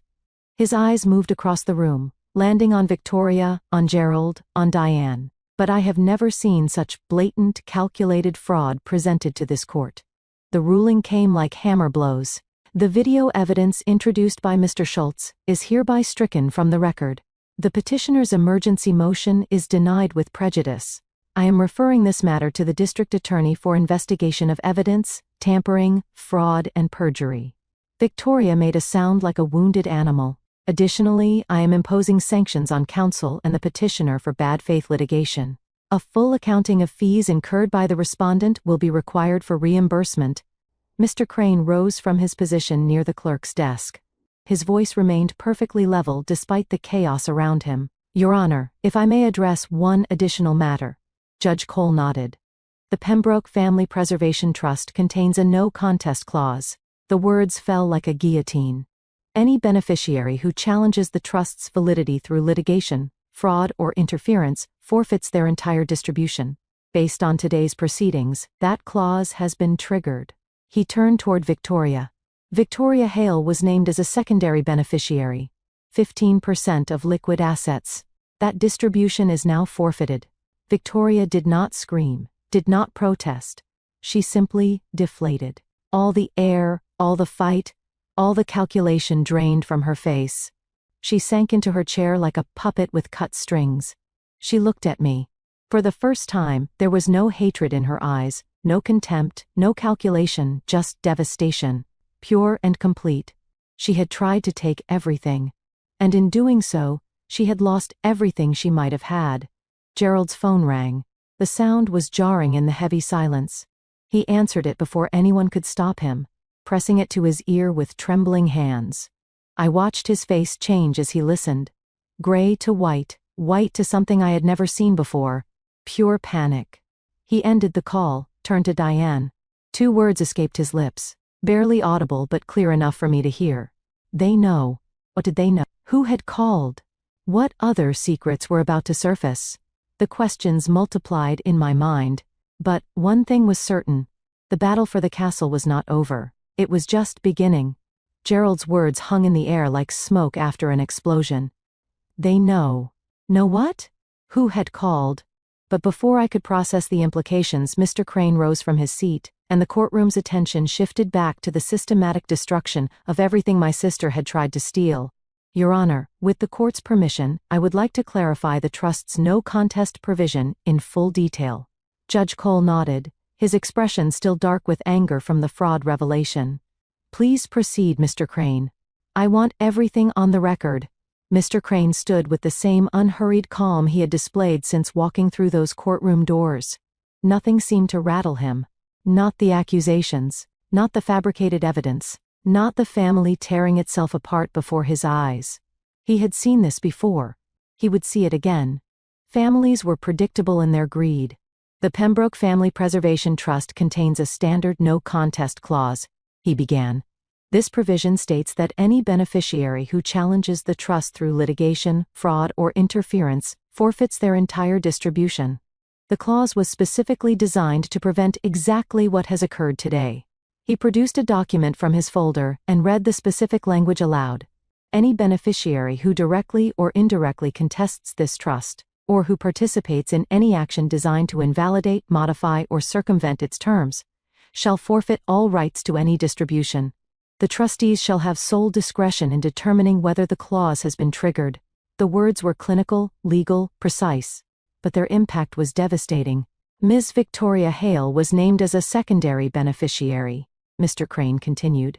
She was entitled to 15% of the trust's liquid assets upon proper distribution. He paused.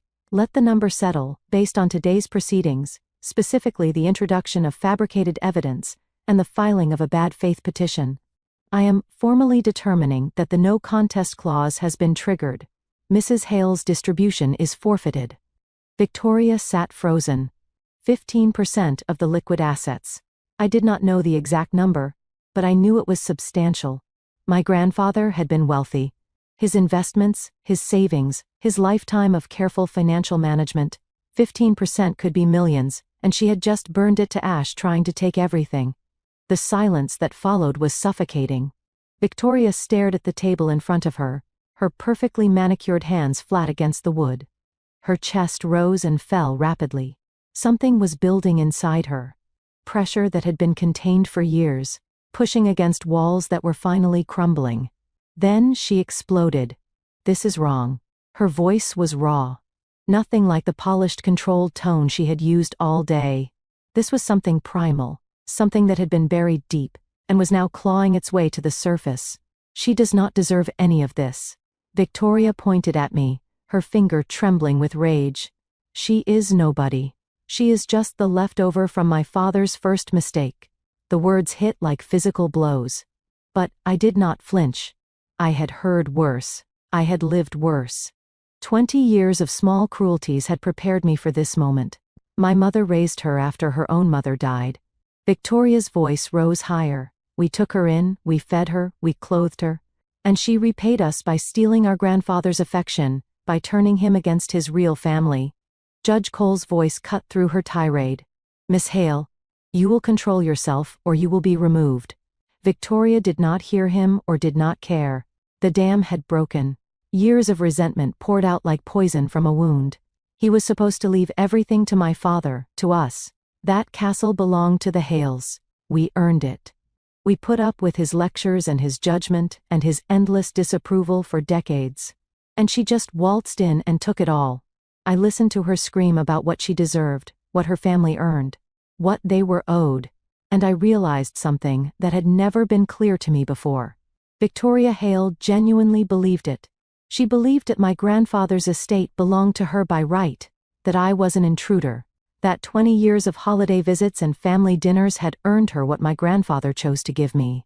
She did not see inheritance as a gift. She saw it as a debt the world owed her. Raymond Schultz rose from his seat. His face was carefully neutral, but I could see the calculation behind his eyes. The ship was sinking and he was looking for a lifeboat. Your Honor, I request permission to withdraw as counsel. Judge Cole raised an eyebrow. Now? In light of recent developments, I no longer feel I can effectively represent my client. I was not informed of the video's true origins. I was misled about the nature of the evidence I was presenting. He was throwing Victoria under the bus to save himself, distancing himself from the fraud before it could drag him down too. Victoria whipped around to face him. The betrayal in her eyes was almost painful to witness. You cannot leave me. You took our money. You promised results. Schultz did not look at her. He addressed only the judge. I apologize to the court for my role in these proceedings.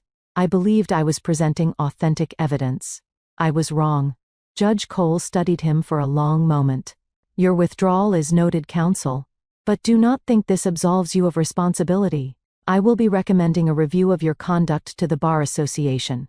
Schultz nodded once, gathered his papers, and walked out of the courtroom without looking back. The door closed behind him with a sound that felt final.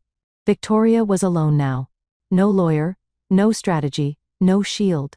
Judge Cole turned his attention to Gerald and Diane, who had been trying to make themselves invisible in the gallery. Mr. and Mrs. Hale, you have sat in this courtroom throughout these proceedings. You have supported your daughter's petition. You have provided testimony. I have questions about your involvement. Gerald attempted his defense. The words came out too fast, too desperate. Your Honor, I had no knowledge of any fabricated video. I supported Victoria because I believed her concerns were genuine. I am a victim of deception as much as anyone. Diane echoed him, her voice shaking. We only wanted to protect the family's interests. We never asked anyone to create false evidence. Victoria handled the legal strategy. We just supported her. Mr. Crane spoke again. Your Honor, if I may, while Mr. and Mrs. Hale are not named beneficiaries of the trust, their involvement raises concerns under separate provisions. He produced another document. The trust includes clauses regarding interference by non-beneficiaries. Specifically, any individual who aids, encourages, or participates in efforts to circumvent the trust's terms may be subject to civil action by the trustee. Additionally, any distributions intended for that individual's benefit, through a beneficiary or otherwise, may be blocked. Diane turned to Gerald with fury in her eyes. The mask of marital unity cracked. You said this would be simple. Her voice was a sharp whisper that carried through the silent courtroom. You said she would fold. You said we would be in control by lunchtime. Gerald did not respond. He was staring at his phone again. At whatever message had made him say they know. The alliance that had walked into this courtroom so confident was disintegrating before my eyes. Judge Cole observed the exchange without comment. Then he spoke. I am not ruling on the interference question today, but I am putting you both on notice. Your conduct will be reviewed, and I strongly suggest you retain separate counsel. The words fell like sentences, not legal sentences, life sentences. I should have felt triumph, victory, satisfaction. I had won. The trust was secure. Victoria was destroyed. Gerald and Diane were facing consequences they had never imagined. But sitting in that courtroom, watching a family tear itself apart, I felt hollow, empty.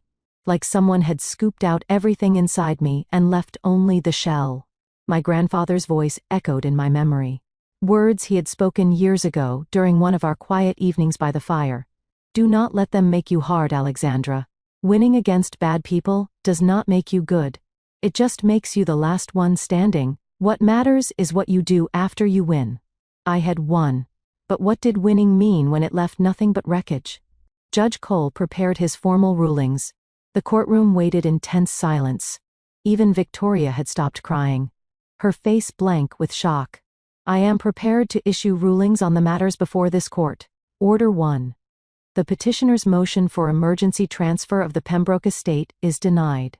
The motion was filed in bad faith, supported by fabricated evidence, and constitutes an abuse of this court's process. The petition is dismissed with prejudice. It cannot be refiled. Order 2. The Pembroke Family Preservation Trust is hereby recognized as valid and enforceable. All assets held within the trust remain under the administration of Hawthorne Trust Company. The respondent, Alexandra Pembroke, is confirmed as the primary beneficiary. Order 3. Sanctions are imposed against the petitioner for bad faith litigation. Ms. Hale will reimburse the respondent for all legal fees incurred in defending against this frivolous action. Additionally, I am imposing a fine of $25,000 payable to the court for the introduction of falsified evidence. Order 4. I am referring this matter to the state's attorney for Hartford County. The fabrication and introduction of evidence in a court proceeding is a serious crime. I expect a thorough investigation. He paused. His eyes moved across the courtroom, landing on each person in turn. Order 5. I am issuing a protective order. The petitioner and her parents are prohibited from contacting the respondent, entering the Pembroke estate, or interfering in any way with trust administration. Violation of this order will result in immediate arrest. Victoria did not react to the orders. She sat perfectly still, staring at nothing like a machine that had been switched off, but Gerald was sweating. Actually sweating drops visible on his forehead under the fluorescent lights. The protective order was not what worried him. Something else was. Something the judge had not mentioned yet. Something I did not understand. The hearing concluded. Judge Cole rose. The gavel fell. People began to move. Marcus Webb approached me. "You did it?" His voice was quiet, almost reverent. "The trust is secure. Victoria is finished. Your grandfather would be proud." "It does not feel finished," I replied. Gerald's phone call. The way he looked. Something else is happening. Mr. Crane joined us. His expression unreadable. "Mrs. Pembroke. I need to speak with you. Privately, there are aspects of your grandfather's estate that were not discussed in open court. Things that require discretion." Before he could explain, my phone rang. Unknown number. I almost ignored it. After everything that had happened today, I had no desire to talk to anyone. But something made me answer.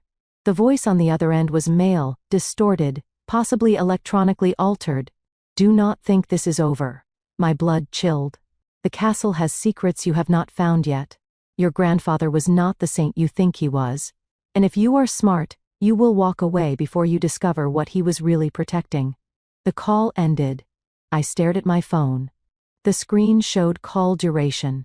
17 seconds. 17 seconds that had just changed everything. Mr. Crane noticed my expression. "Mrs. Pembroke? What is wrong?" I looked at him. At Marcus. At the doors through which Gerald and Diane had just disappeared. "Someone just told me to walk away from the castle. They said my grandfather was protecting something. Something I have not found yet." Mr. Crane's face went still. Not surprised. Something worse. Resigned. Like he had been waiting for this moment. Like he knew exactly what the caller meant. "We need to get to the castle," he said quietly. "Now. Before they do." Mr. Crane drove like a man who had stopped believing in speed limits. The Connecticut countryside blurred past the windows. Bare trees and stone walls and frozen fields all melting into a gray-brown smear. Marcus sat in the passenger seat. Phone pressed to his ear, making calls I could not fully hear. I sat in the back, replaying the anonymous caller's words in my mind like a song I could not escape. "The castle has secrets you have not found yet. Your grandfather was not the saint you think he was. 45 minutes from Hartford to the castle. 45 minutes to wonder what we would find when we arrived. 45 minutes to imagine worst-case scenarios multiplying like cells dividing." Mr. Crane's jaw was set. His hands tied on the steering wheel. He had not explained anything yet. He was waiting. For what? I did not know. Marcus finished one call and immediately started another. "Mrs. Patterson," he said into the phone. "Has anyone tried to enter the property?" A pause. I could not hear her response. "Lock everything. Do not open the door for anyone. We are 15 minutes out." He ended the call and turned to look at me. "She says there is a car in the driveway. Black sedan. She does not recognize it." My stomach dropped. Gerald. It had to be Gerald. He had made those calls from the courthouse hallway. He had been planning this while we were still in the courtroom. Mr. Crane pressed the accelerator harder. The speedometer climbed past 80. The castle appeared on the horizon as the afternoon light began to fade. Stone towers reaching toward a darkening sky. Ivy-covered walls that had stood for over 100 years. 3 generations of Pembrokes had lived and died within those walls. My father had played in those halls, had learned to ride a bicycle on that circular driveway, had grown up believing this place would be his forever. He died on a road 20 miles from here, and I was beginning to understand that his death had not been an accident. We pulled through the main gates and I saw it immediately. A black sedan parked near the garden wall, engine still running. Exhaust curled from the tailpipe like breath in cold air. Someone was already here. Mr. Crane parked directly behind the sedan, blocking any escape. Marcus was out of the car before it fully stopped. I followed, ignoring his earlier instruction to stay behind. The front door of the castle stood open, not broken, just open. Someone had used a key, but only 3 people had keys to the castle. Me, Mrs. Patterson, and my grandfather, who had given one to Gerald years ago, back when he still believed in the possibility of family. Voices echoed from inside. I recognized Mrs. Patterson's first, high and frightened. "You cannot be here. There is a court order." Then a male voice, Gerald. His tone was nothing like the controlled businessman I had seen in court. This was raw, desperate, the voice of a man with nothing left to lose. "I am not leaving without it." "Without what?" I ran toward the sound, through the entrance hall, past the grand staircase, toward the east wing. I found them in the hallway outside the library. Gerald stood with his back to me, his posture rigid with tension. Mrs. Patterson blocked the library door. Her arms spread wide, her small frame somehow holding him at bay through sheer force of will. She had worked at this castle for 30 years. She had been loyal to my grandfather until the day he died. She was loyal to me now. Gerald spun when he heard my footsteps. His face was red, his eyes wild with something between rage and terror. This was not the man who had sat so smugly in the courtroom gallery. This was someone else entirely, someone I had never seen before. "You?" The word came out like a curse. "You have no idea what you have done. You have no idea what is in this house." Mr. Crane and Marcus caught up to me. Marcus already had his phone out, ready to call the police. "Mr. Hale," Mr. Crane said, his voice perfectly level, "you are violating a court order. The police have been called. I suggest you leave. Now." Gerald laughed. The sound was jarring. Wrong. There was no humor in it, only hysteria. "You think I care about police? You think I care about court orders?" He stepped toward me, and for the first time in my life, I saw something in his eyes that looked like genuine terror. Not fear of consequences. Fear of exposure. "Your grandfather destroyed my life, and he left the proof in this house. Proof that will destroy yours too." The words hung between us like a threat. But before I could respond, sirens wailed in the distance, growing closer. Gerald's head snapped toward the sound. The wildness in his expression shifted to calculation. He was weighing his options. Fighting versus fleeing. Destruction versus survival. Survival won. "This is not over," he snarled. "You will wish you had let me have the castle." He pushed past us and ran toward the back entrance. Moments later, I heard tires screeching on gravel. By the time the police cruisers pulled through the front gates, Gerald was gone. The next hour was a blur of statements and questions. Officers took notes. Mrs. Patterson described what had happened. Gerald had arrived 20 minutes before us, used his key, and demanded to know where the safe was. "He kept asking about a hidden safe," Mrs. Patterson said, her hands still trembling. "I told him I did not know anything, but he did not believe me." She looked at me then. Her eyes held a question. "But you do know, do you not?" I did not answer, not in front of the police, not in front of anyone, except the people my grandfather had trusted. After the officers left, after the statements were signed, and the incident documented, I turned to Mr. Crane and Marcus. "There is something I need to show you. Something my grandfather showed me 7 years ago." We walked through the castle, through corridors I had known my entire life. But when we reached the East Library, I turned where I had only turned once before. "My great-great-grandfather built this during Prohibition," I said, echoing my grandfather's words from years ago. He was a very cautious man. So was my grandfather. I walked to the third bookshelf from the window, reached behind the row of old encyclopedias, found the hidden latch. The bookshelf swung inward silently, revealing a narrow doorway and stone stairs descending into darkness. Marcus stared. Jesus! How long has this been here? Over 100 years, but only 4 people have ever known about it. My great-great-grandfather, my great-grandfather, my grandfather, and me. Mr. Crane did not look surprised. He looked resigned, like he had known this room existed all along, like he had been waiting for me to reveal it. Your grandfather told me about this space, he said quietly. He told me that if I ever had to bring you here, it would mean the worst had happened. He paused. I hoped this day would never come. The stairs were stone, worn smooth by generations of careful feet. The air grew cooler as we descended. At the bottom, a steel door with a keypad glowed faintly in the dim light. The code is my mother's birthday, I said. Month, day, year. I entered the numbers. The lock clicked, the door swung open. The room beyond was exactly as I remembered it. 10 by 12 feet, no windows, climate controlled. The cool, dry air wrapped around us like a preservation chamber, which in a way it was.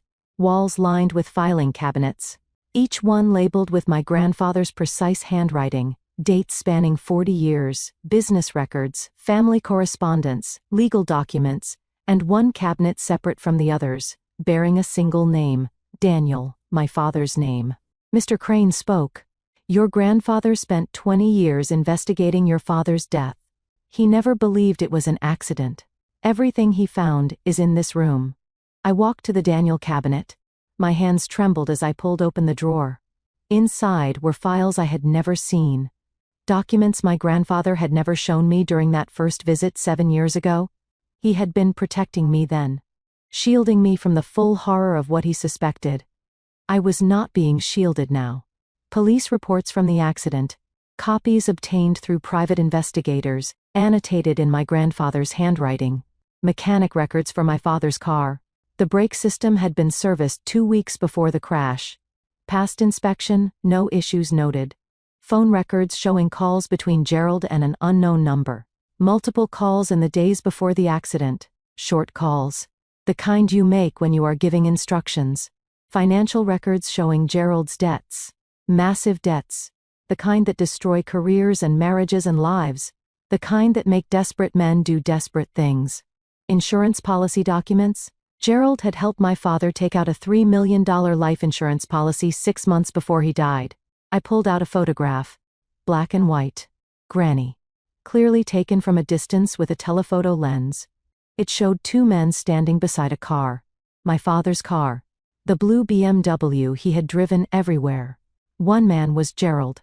Younger but unmistakable. The same sharp features. The same calculating eyes. The other man I did not recognize. Heavy set. Rough hands.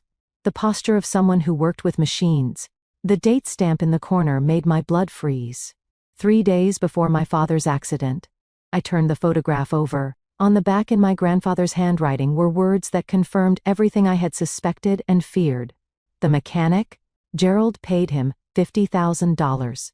Cash. My father did not die in an accident. He was murdered. By the man who married my mother 2 years later. By the man who raised me. By the man who had been trying to steal my inheritance in a Hartford courtroom just hours ago. 20 years of evidence. Documented, organized, preserved. My grandfather could not prove it in court. The witnesses had disappeared. The evidence had been destroyed.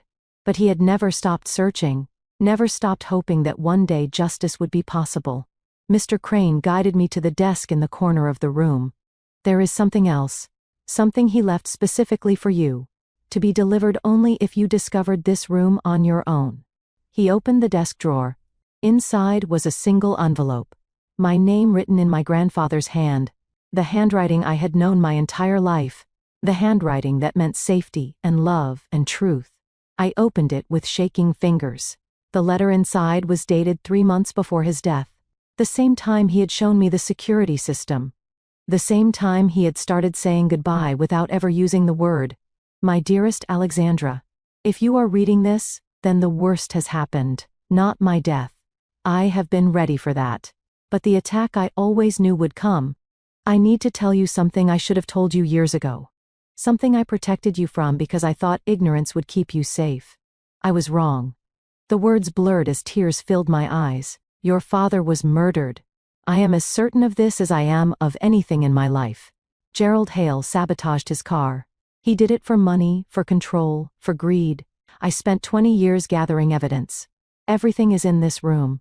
I could not prove it in court. The witnesses disappeared. The mechanic died. The records were buried. But I never stopped. And now I am giving everything to you. I turned the page. The letter continued. I am sorry I could not give you justice while I was alive. I am sorry I could not protect Daniel. I am sorry that loving this family meant watching it destroy itself. Then, at the bottom of the page, a final instruction. Call this number, Morrison Investigations. Tell them your grandfather sent you. They have been waiting for 20 years. I stared at the phone number. 10 digits that could change everything. I took out my phone. My hands were steady now. The shock had crystallized into something harder, something sharper. I dialed. It rang twice. A voice answered. Male. Older. Gravel. And patience. Morrison Investigations. I took a breath. My name is Alexandra Pembroke. My grandfather sent me. Silence on the other end. Then a long exhale. The sound of a man who had been holding his breath for 2 decades. I have been waiting for this call for 20 years.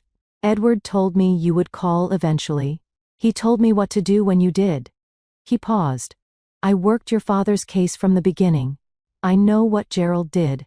I know how he did it. Your grandfather paid me to keep investigating even when everyone else gave up.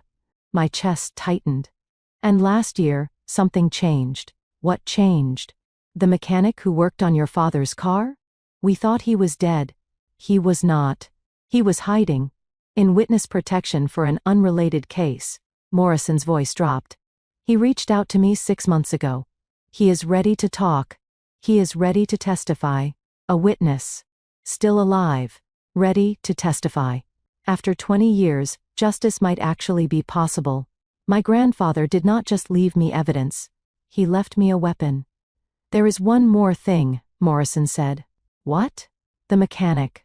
He did not just work on your father's car. A pause. Heavy with meaning.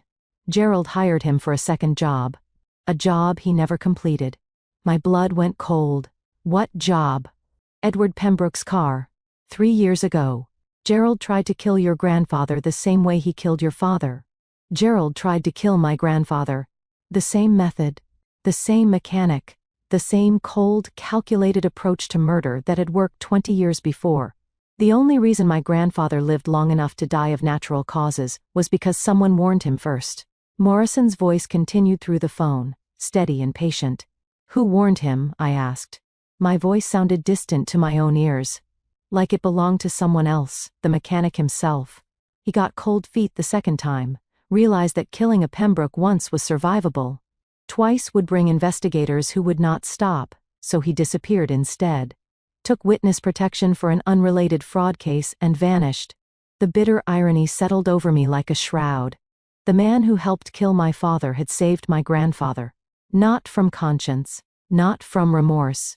From self-preservation. 20 years of cowardice, followed by a single act of accidental mercy. I sat on the floor of the secret room now. The letter from my grandfather still clutched in my hands. Mr. Crane and Marcus stood nearby, giving me space, watching me process what I had just learned. I felt like someone had rewritten my entire history in blood. Your grandfather knew, Morrison said through the phone. After the mechanic warned him, Edward spent the last 3 years of his life preparing for 2 things. His death and your survival. Everything he did. The trust, the documents, the secret room. It was all designed to protect you from a man he knew was a murderer. The words washed over me. Protection. That was what my grandfather had been doing all along. Not just building a legal fortress around his estate. Building a fortress around me. Around the truth. Around the possibility of justice. What do I do now? The question hung in the air. Morrison did not answer immediately. He was giving me time. Time to process. Time to decide. I closed my eyes and the secret room faded away. 20 years ago. A Thursday morning in early spring. The smell of pancakes and maple syrup. Sunlight streaming through kitchen windows. My father stood at the stove. spatula in hand. Flour dusted across his shirt. He was 34 years old.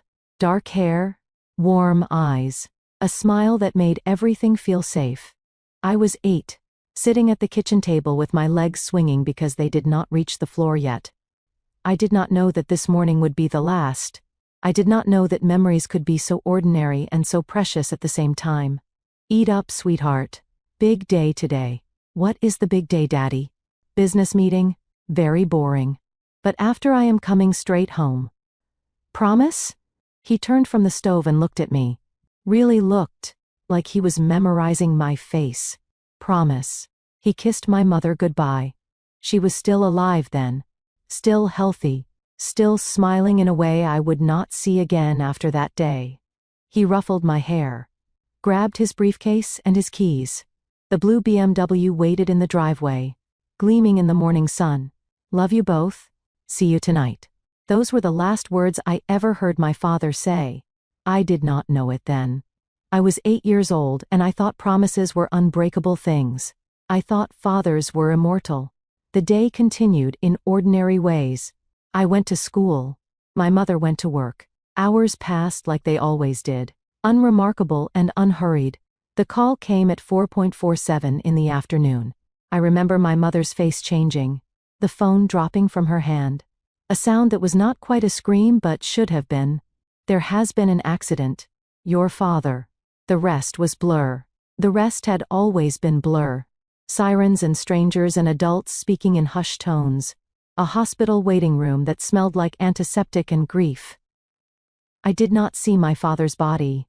They said it was better that way. The car had gone through a guardrail on Route 7.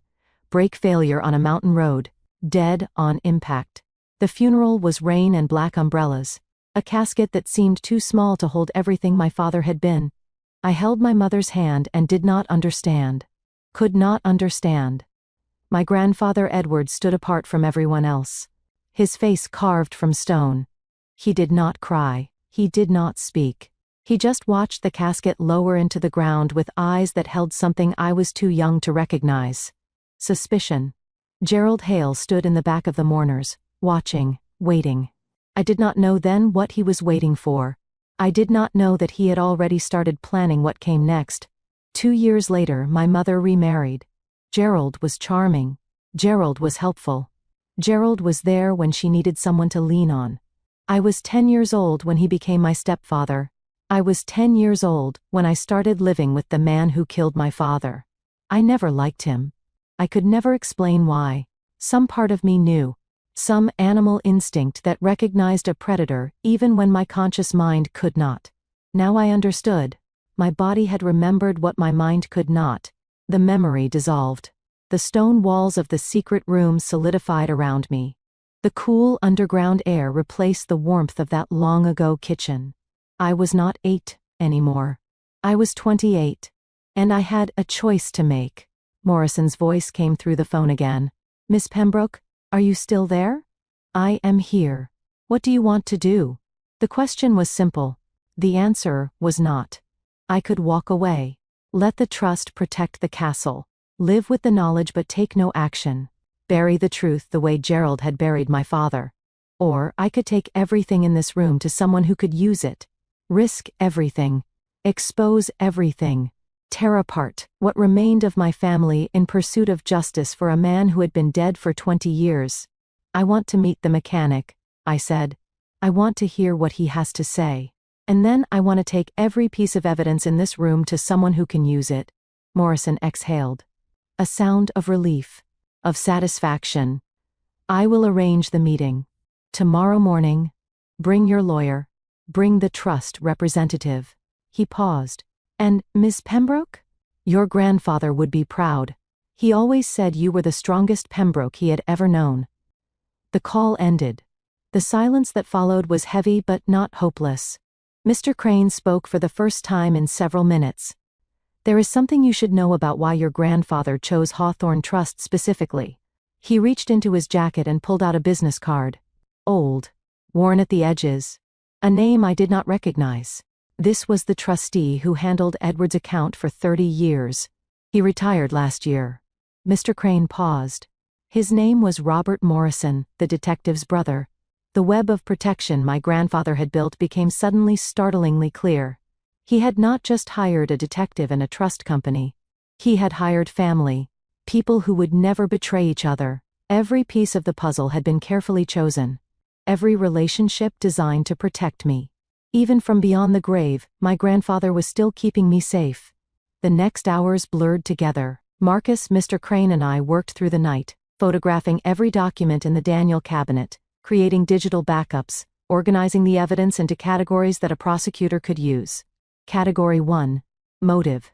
Gerald's financial records from 20 years ago painted a picture of a man drowning in debt, failed investments, bad loans, gambling losses, over $2 million in the red with creditors closing in. A man desperate enough to do anything. Category 2. Phone records, showing Gerald's contact with the mechanic in the week before the crash. The photograph of them standing beside my father's car taken 3 days before the accident. Bank records showing a $50,000 cash withdrawal from Gerald's account. The same amount the mechanic had allegedly been paid. Category 3. Method. Service records for my father's BMW brakes, inspected and passed 2 weeks before the crash. The accident report citing catastrophic brake failure. The mechanic's professional expertise. Brake systems. Category 4. Cover-up. The car had been scrapped within days of the accident. Evidence destroyed before anyone thought to look closely. The mechanic had disappeared shortly after, moving out of state, changing jobs, leaving no forwarding address. Gerald's lawyer had made quiet inquiries about the investigation, ensuring it went nowhere. Insurance payout of $3 million, deposited into my father's estate, an estate managed by Gerald Hale as stepfather to the sole heir. Marcus spoke, his voice tight with anger. He used your father's death to fund his entire career. The insurance money, the access to Pembroke connections, the legitimacy of being married into the family. He looked at me with something like grief in his eyes. He did not just kill your father. He built his life on the corpse.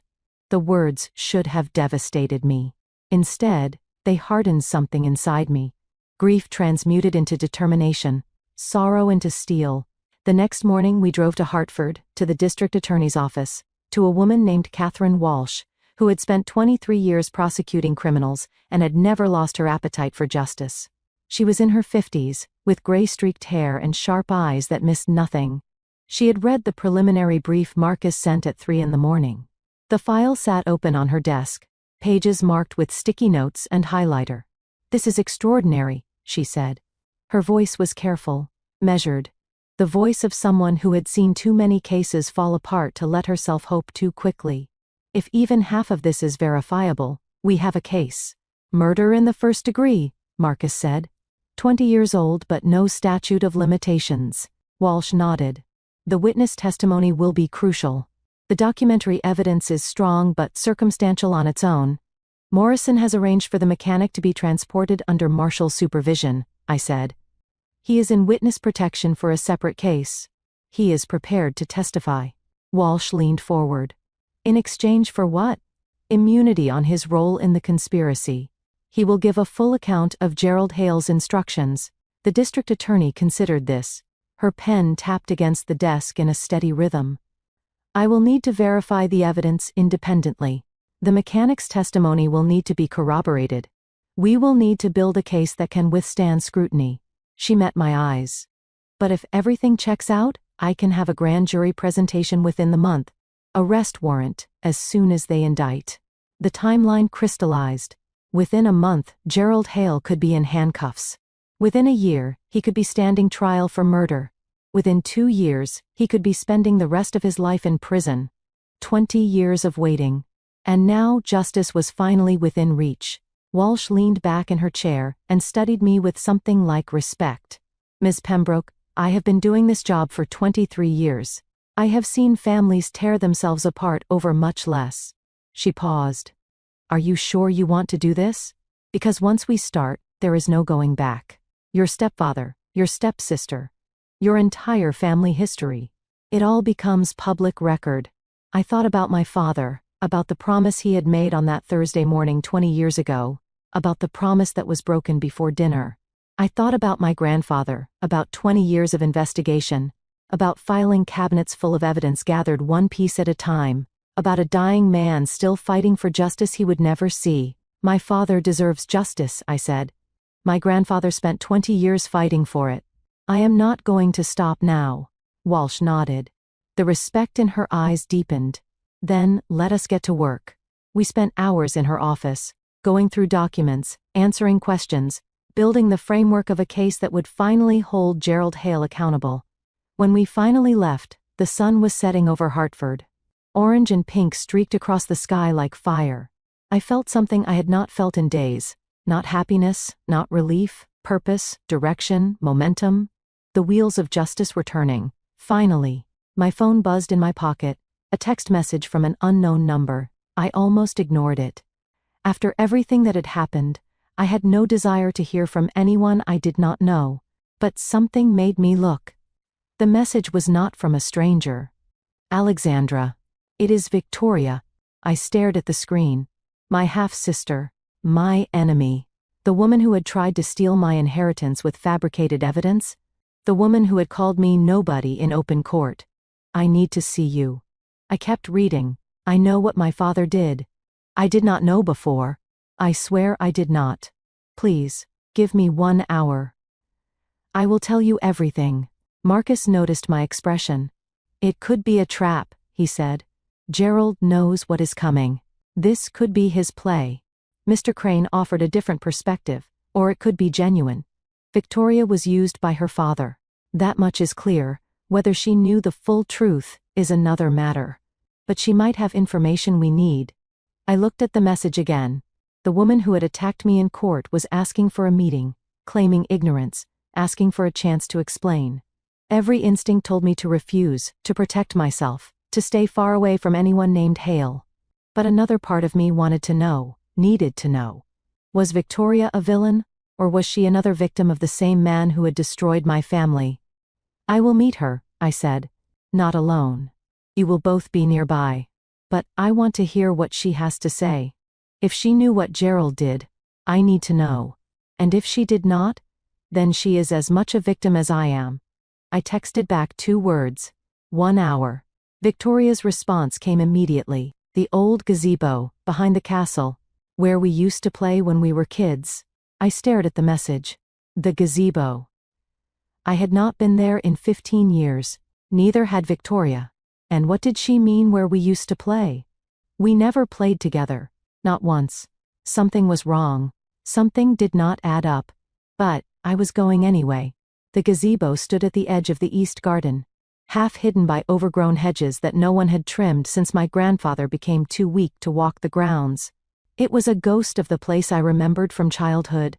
White paint peeling, lattice broken in places, roof sagging under the weight of years and neglect.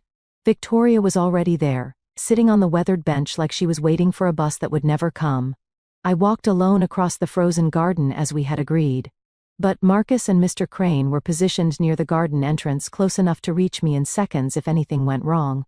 I could see them from the corner of my eye. Shadows against the darkening sky. Victoria looked different. Gone was the tailored cream coat and perfect posture from the courtroom. She wore jeans and a wrinkled sweater. Her hair pulled back carelessly. No makeup. Her eyes were red-rimmed. She had been crying. Not the performative tears she had displayed for the judge. Real tears. The kind that leave you hollow. She looked smaller somehow, diminished. Not the predator from the courtroom. Something else entirely. She looked up as I approached. Her expression held no calculation, no hostility, just exhaustion so deep it seemed to have seeped into her bones. You came. You said you had something to tell me. I did not think you would actually come. Not after everything. I sat on the opposite end of the bench. Maximum distance between us. Trust was not something I could offer. Not yet. Maybe not ever. Talk. Victoria's hands were shaking. I noticed them as she reached into her pocket and pulled out her phone. Not the trembling of cold. It was 60 degrees. Mild for Connecticut in late fall. This was fear. Whatever Victoria was about to tell me, it terrified her. I did not know about your father. Her voice was hoarse. Exhausted. Like she had been screaming for hours and had nothing left. I swear to you, Alexandra. I did not know. I watched her face, looking for the lie, looking for the performance. But all I saw was devastation. I found out yesterday, after the court hearing, after everything fell apart. How? Victoria stared at her phone like it held all the answers or all the nightmares. My father came home that night. He was drunk, panicking. I have never seen him like that. He was making phone calls, pacing, talking to himself. She swallowed hard. I heard him on the phone. He was trying to arrange something. Flights. Money transfers. I could not understand most of it. But then he said something that made me stop breathing. What did he say? He said, "If she finds out what really happened to Daniel, it is over." The name hung between us. My father's name. Spoken by the man who killed him. I confronted him, Victoria continued. I demanded to know what he meant. At first he denied everything. Told me I had misheard. Told me I was being paranoid. She laughed. A bitter, broken sound. But he was drunk.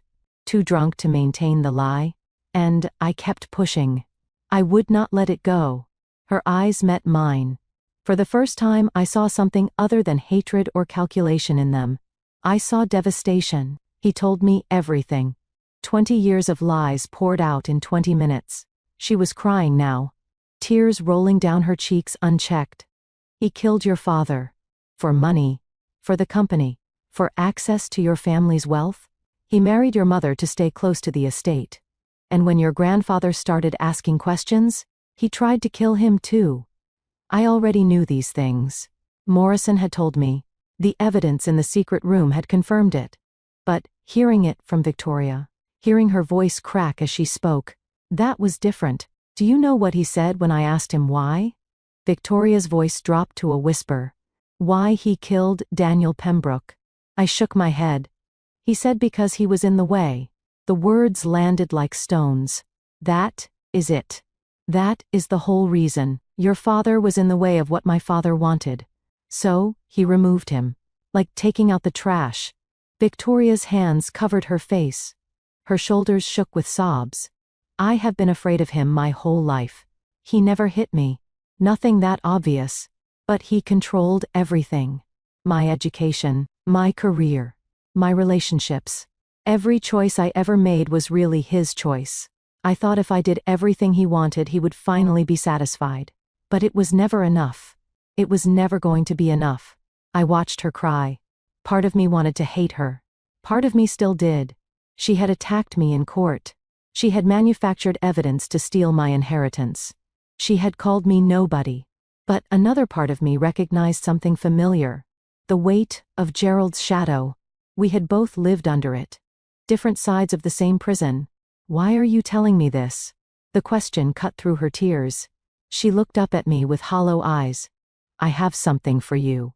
She held out her phone. After I confronted him, after he told me everything, I started recording. He did not know. He was too drunk, too panicked to notice. She pulled up an audio file. I got all of it. The recording played. Gerald's voice, slurred but clear. Describing how he sabotaged my father's brakes. Describing how he paid the mechanic. Describing his panic about the room in the castle. About the evidence he knew my grandfather had hidden. And then, something else. Something that made my blood freeze. He is leaving tonight. Victoria's voice was urgent now. He booked a flight to a country with no extradition treaty. 9:30 tonight. Private airfield in Westchester. I checked the time. 7:45. Less than 2 hours. He thinks if he gets out before they can arrest him, he is free, Victoria continued. He has been planning this for years. A backup plan, in case everything fell apart. 20 years of evidence. A living witness ready to testify. A confession on tape. All of it worthless if Gerald boarded that plane. Why are you giving me this? Victoria looked at me. The question hung between us like a test. You could have stayed silent. You could have protected him. I know. So why? Because I am tired. The answer was simple. And somehow that made it feel true. I am tired of being afraid. I am tired of being his weapon. And I am tired of being the villain in someone else's story. She reached out her hand, not to touch me, just to bridge the distance. Help me stop him. Please. I looked at her hand, at the tears on her face. At the broken woman who had been my enemy just hours ago. Not friendship, not forgiveness. Something harder to name. Two women who shared a wound. A common enemy. I pulled out my phone and signaled Marcus. He ran over with Mr. Crane. Gerald is running, I said. Flight at 930. Private airfield in Westchester. We have recordings. A confession. Marcus was already dialing. Walsh needs to know. Now. Walsh answered on the second ring. Her voice was sharp, alert. I can have state troopers at the airfield in 40 minutes, she said after I explained. But I need probable cause for an arrest. I am sending you audio files now. Gerald Hale confessing to murder. Silence. Then the sound of her chair creaking as she leaned forward. Send it. I will have a warrant issued in 15 minutes. Marcus calculated the timeline. Current time, 7:45. Flight at 930. Drive to Westchester 90 minutes normally. We need to move now. Victoria spoke up. I know the airfield. I have been there before. He uses a private hangar, north side. Away from the main terminal. There is a back access road. If we come from the east we can cut 20 minutes. She knew because Gerald had made her fly with him before. Business trips. Control trips. Every piece of her life had been dictated by him. Mr. Crane looked at her. Miss Hale, you realize that by helping us, you are testifying against your own father. Victoria met his eyes. Something in her expression shifted. Hardened. He stopped being my father the moment I learned what he really was. Actually, that is not true. He was never my father. He was my owner. There is a difference. 2 cars. Marcus drove me. Mr. Crane followed with Victoria. The castle disappeared in the rearview mirror. The sky was darkening. Stars emerging one by one. Somewhere ahead, Gerald Hale was preparing to escape. 20 years of justice rode on the next 2 hours. The airfield appeared at 917, 13 minutes to spare. Victoria's shortcut had worked. Small runway, private hangars, a single Gulfstream jet sat on the tarmac. Engines already running. Lights on, ready for departure. State trooper cars blocked the main entrance. But Gerald was not at the main entrance. His car sat at the north hangar exactly where Victoria had said it would be. He was walking toward the jet. Briefcase in hand.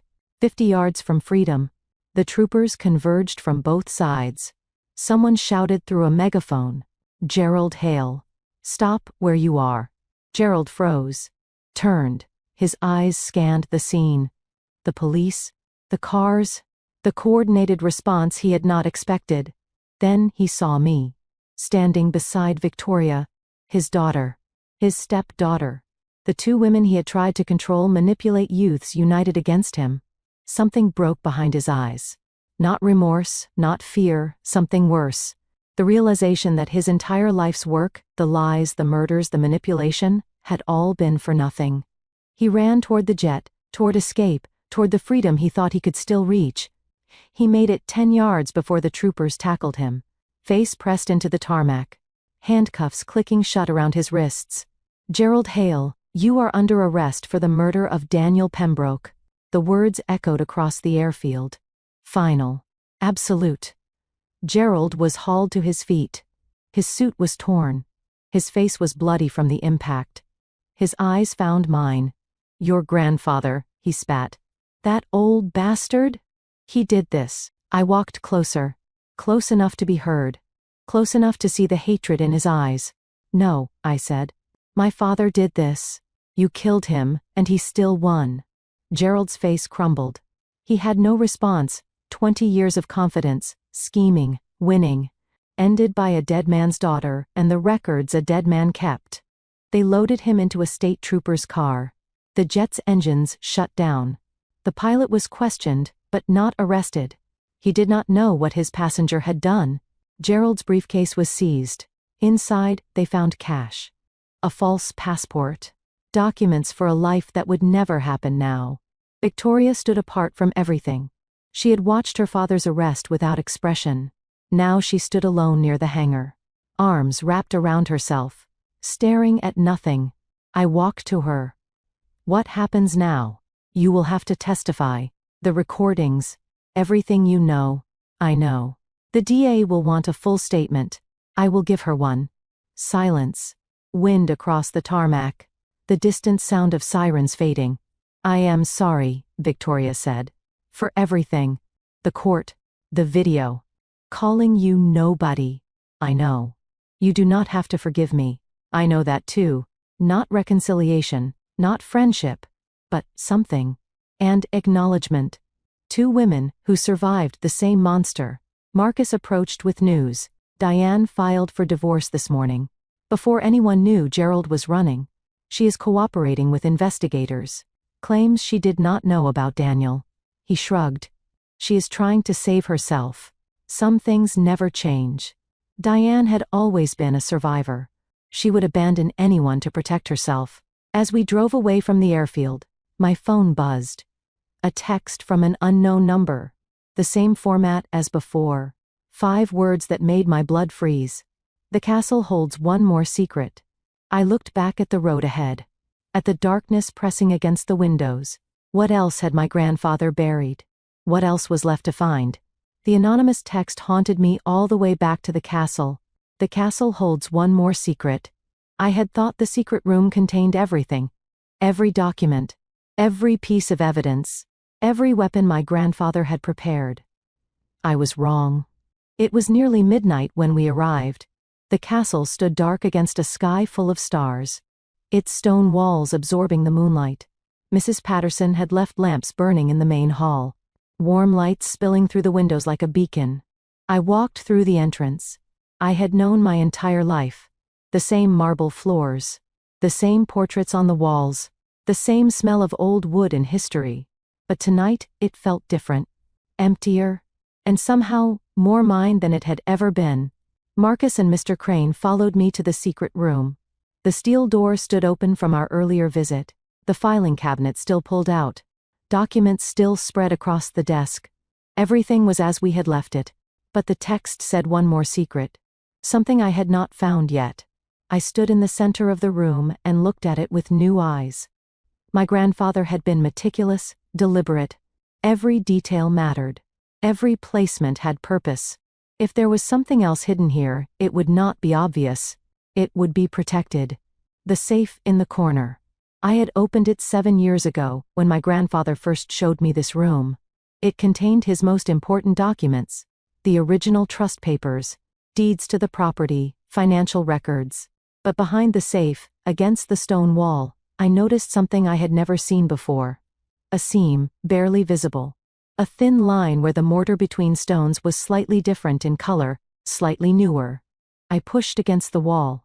Nothing happened. I pressed harder. Still, nothing. Then I remembered.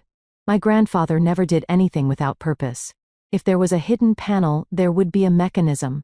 Something that required knowledge only he would share. I ran my fingers along the seam. At the bottom corner, I felt a small indentation. A button disguised to look like a chip in the stone. I pressed it. A soft click. The panel shifted inward, revealing a small compartment barely 6 inches deep. Inside was a single envelope, yellowed with age. The handwriting on the front was not my grandfather's. It was my mother's. I would recognize those loops and curves anywhere. The way she dotted her eyes with tiny circles. The slight forward slant of someone who wrote quickly because her mind moved faster than her hand. I had forgotten what her handwriting looked like. But seeing it now, everything came rushing back. Birthday cards, grocery lists, notes tucked into my lunchbox. All those small pieces of her I had buried so deep I thought they were gone forever. The envelope was labeled in her careful script for Alexandra. When she is ready. My mother's name was signed at the bottom. Elizabeth. The date made my heart stop. 2 weeks before she died. She had known. She had known she was dying. And she had left this for me. I opened the envelope with trembling hands. The paper inside was fragile, carefully preserved. My grandfather must have hidden it here. Waiting for the right moment. The moment I would understand. My darling Alexandra, if you are reading this, then I am gone. And so is your grandfather. I am sorry I will not be there to tell you this myself. There are things I need you to know about Gerald Hale. My chest tightened. My mother's voice. reaching across 20 years of silence. I married him because I was afraid. After your father died, I was drowning. Gerald was there. He was helpful. He was kind. Or so I thought. By the time I realized what he really was, it was too late. I was sick. I did not have the strength to fight him. But I could protect you. And I could warn you. The words blurred as tears filled my eyes. Gerald is dangerous, Alexandra. More dangerous than you know. I do not have proof of what I suspect. But your grandfather does. He has been watching Gerald for years. He knows things he has not told me. When the time comes, trust your grandfather. Trust his documents. Trust the records he keeps. They will save you when I cannot. I turned the page. The letter continued.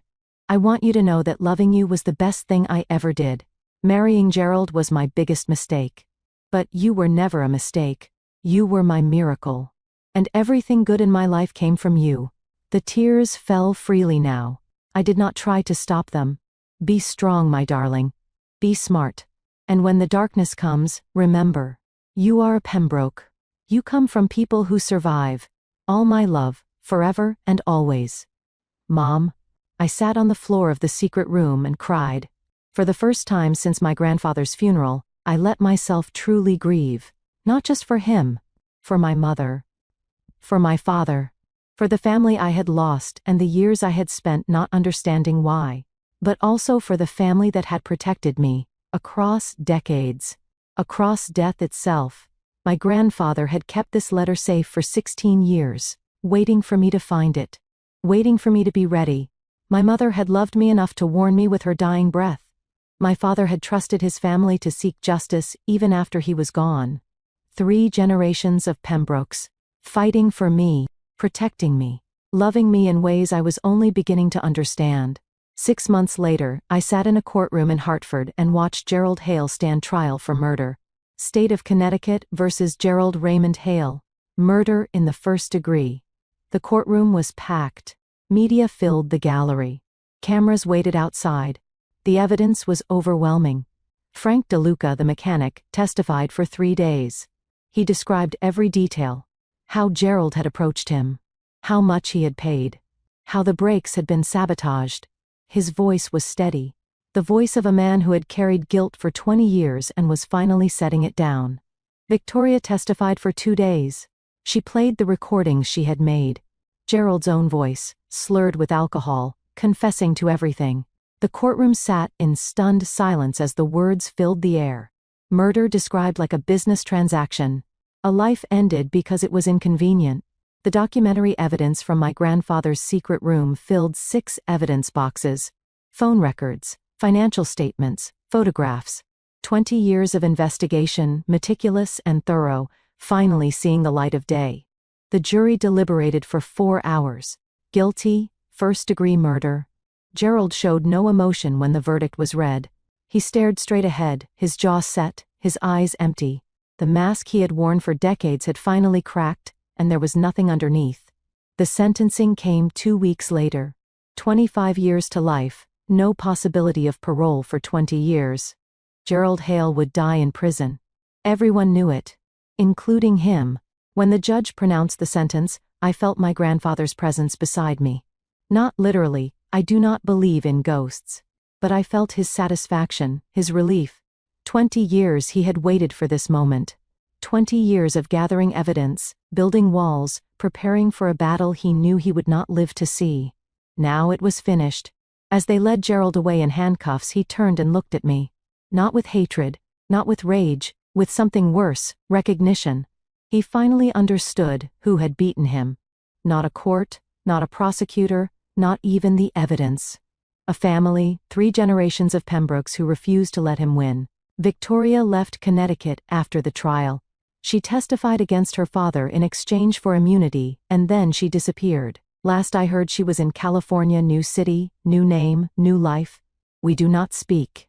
But we do not hate each other either. Some wounds are too deep for friendship. Some debts are too complicated for forgiveness. But there is something between us now. An acknowledgement. A truce. 2 women who survived the same monster. Diane's divorce was finalized before the trial ended. She cooperated with investigators to save herself. No charges were filed, but no sympathy was offered either. She sold the Greenwich mansion, took whatever money Gerald had not hidden, and moved somewhere warm. I have no idea where. I do not care. The trust distribution was completed 6 weeks after the verdict. Hawthorne Trust Company handled everything with the same quiet professionalism they had displayed since the beginning. The castle was finally fully mine, no conditions, no waiting until 35. The court recognized the extraordinary circumstances and approved an early transfer. My grandfather's final wish. His granddaughter protected, his legacy preserved. I spent 3 months restoring the castle, not changing it, honoring it. The gazebo where Victoria and I had met was rebuilt. The gardens were replanted.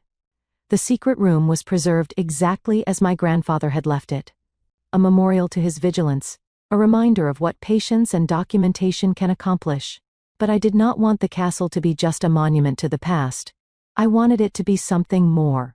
I opened part of the estate to the community, educational programs for local schools, historical preservation events, summer camps for children from difficult family situations.